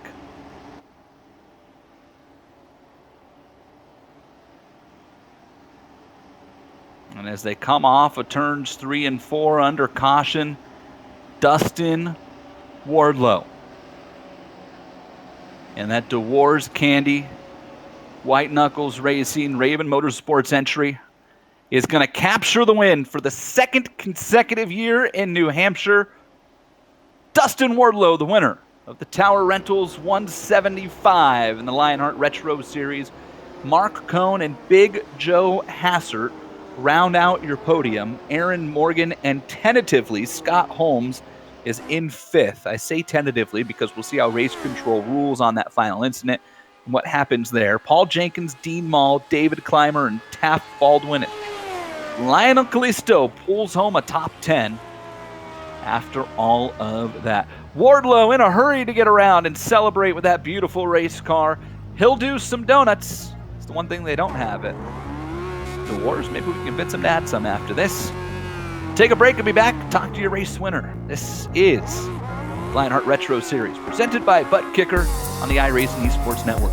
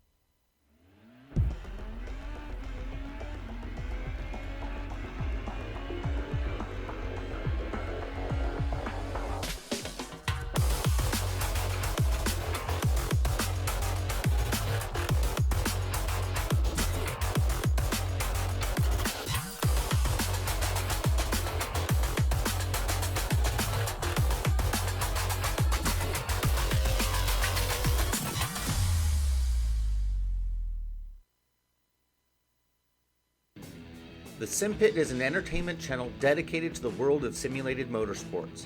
The Sim Pit is a leader in providing the sim racing community with news, reviews, interviews, DIY pieces, and instructional videos to make sim racing a better experience for all. Check us out at thesimpit.com or go to YouTube and just search for The Sim Pit.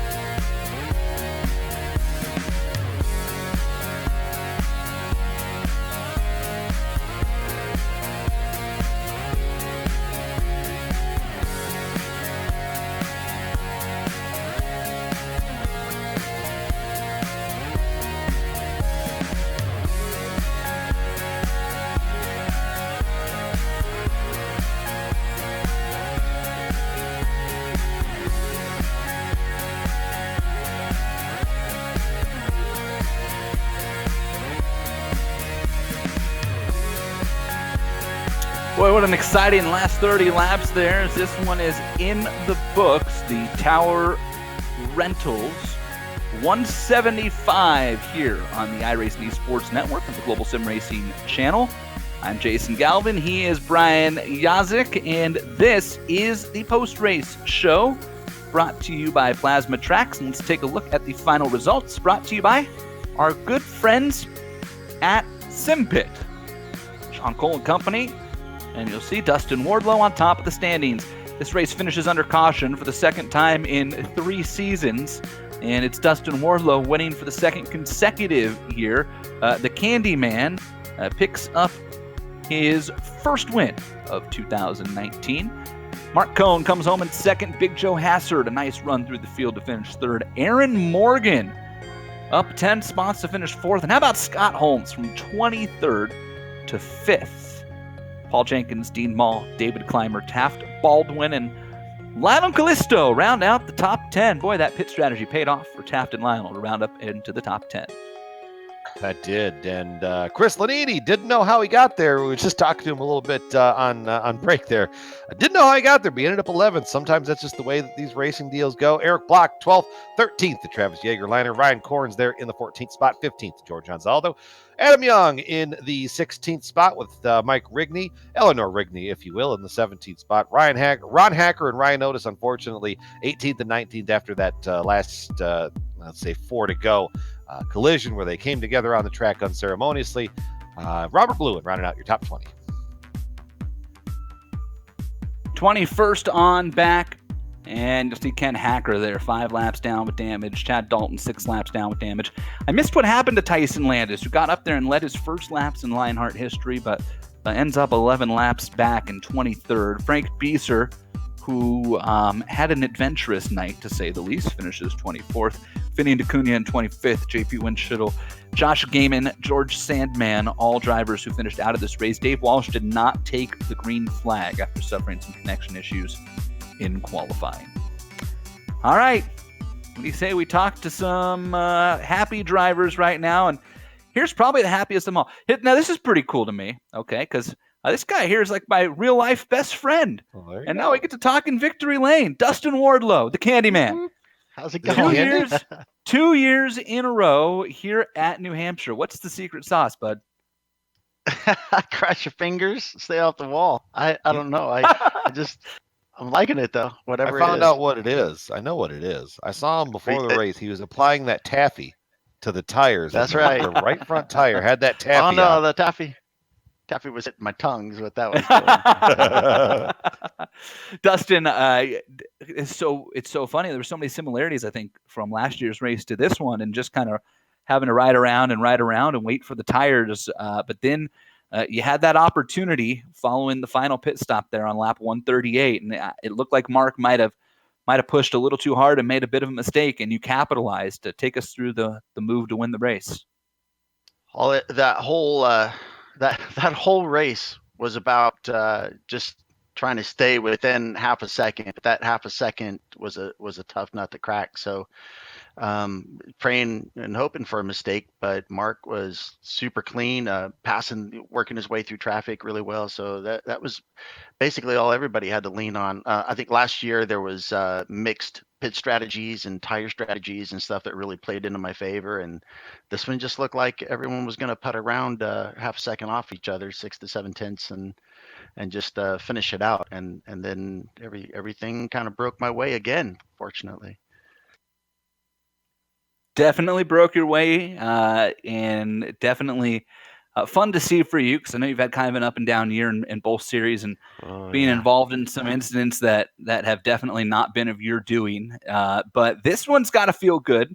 Never like to see other drivers struggle, but you look around and you look at the cars in front of you in points, and all 4 cars that are in front of you in points either didn't race in Sage Karam or had issues. Travis Yeagerliner finished in 13th, and Ryan Otis and George Sandman both ended up wrecked. So by the time standings get updated here, you might be looking pretty good all of a sudden in the championship hunt here. Yeah, I'm looking at them right now. Somebody was kind enough to update them. It did move me into second, but I'm 100 points back, and once drop weeks are factored in, I probably will be further back, I think. But yeah, it's good, and I'm sure you meant to say that the accidents were not of my doing. I'm hoping, but I we'll thought that's see. what I said, right? Isn't that what I said? I meant I to say don't know. that.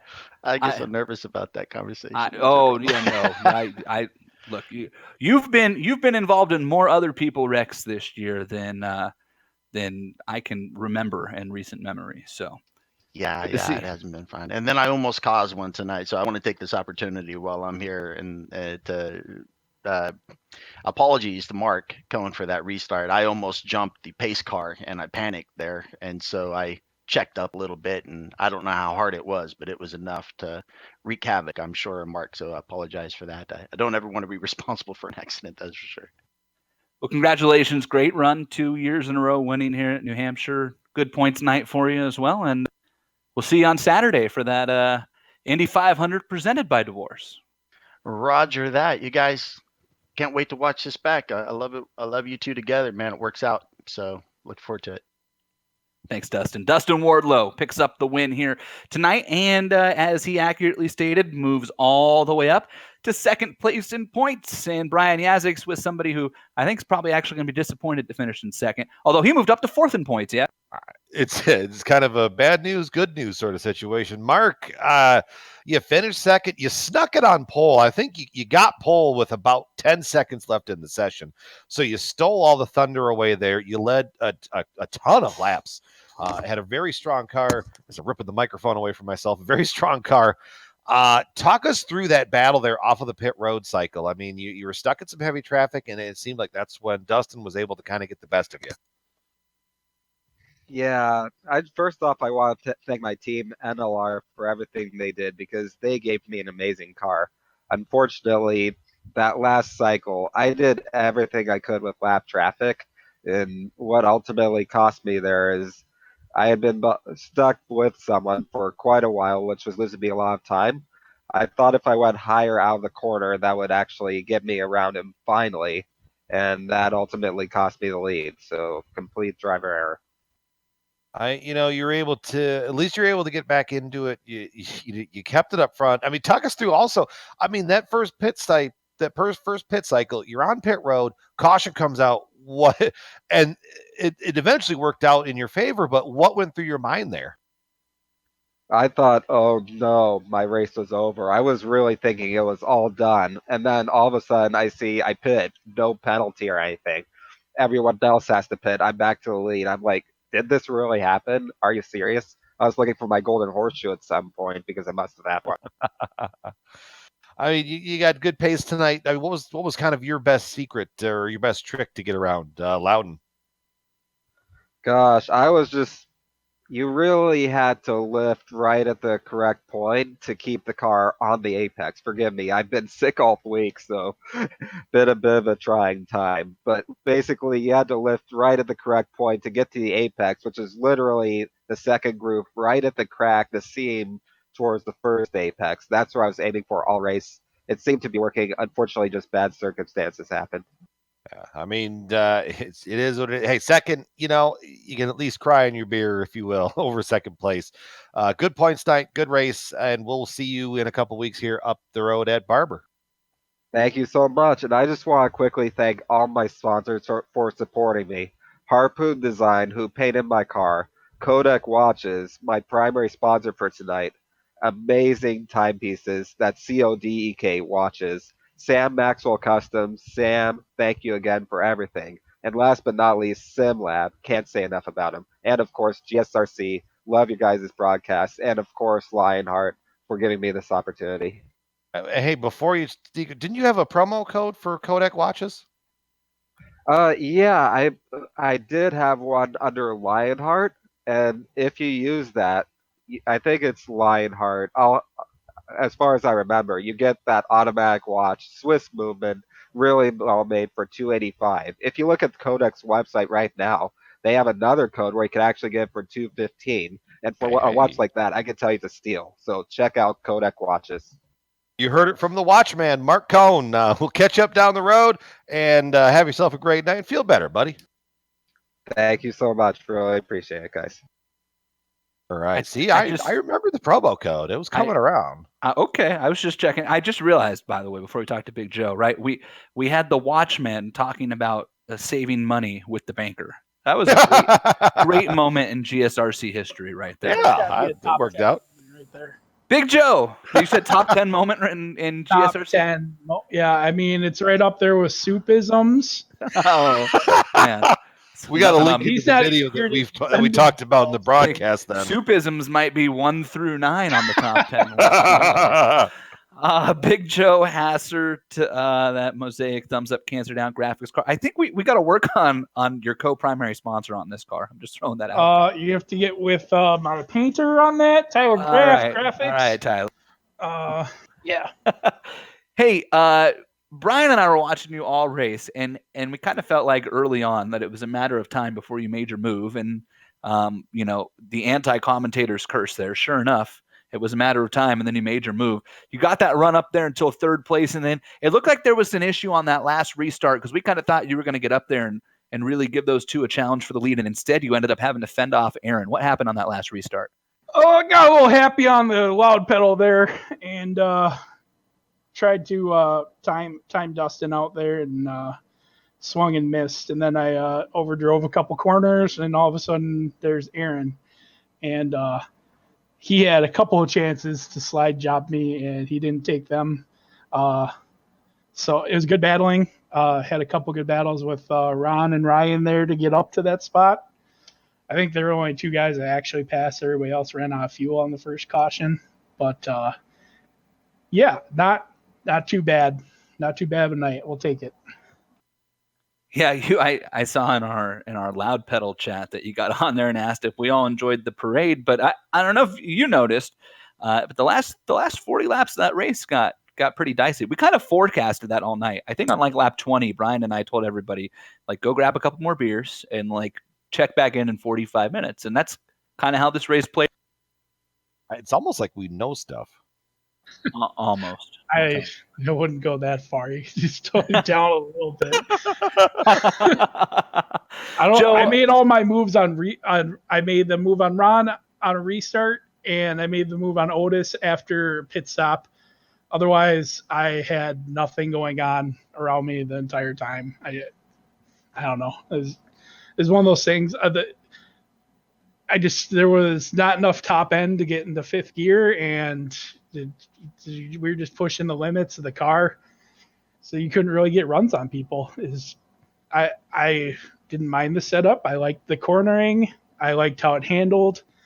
I don't know.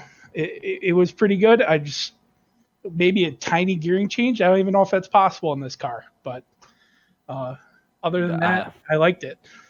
That's way beyond the technical ramifications of Brian Yazik and I. That's for sure.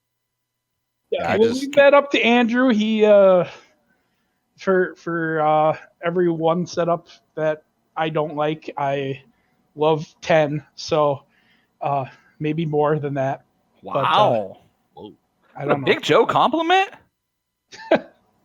The next sound you're going to hear is that's honorable mention on the GSRC. That's a top 10 moment right there. That was a better moment right there than the banker and the watchman. Hey, Dustin and Mark ran an incredible race. When I was battling Ryan there, they just pulled up from us. I had a chance at the end, and unfortunately I got a little too happy and choked, but glad to see my teammates running up there. I feel bad for Otis, but not too bad because we're all trying to run him down.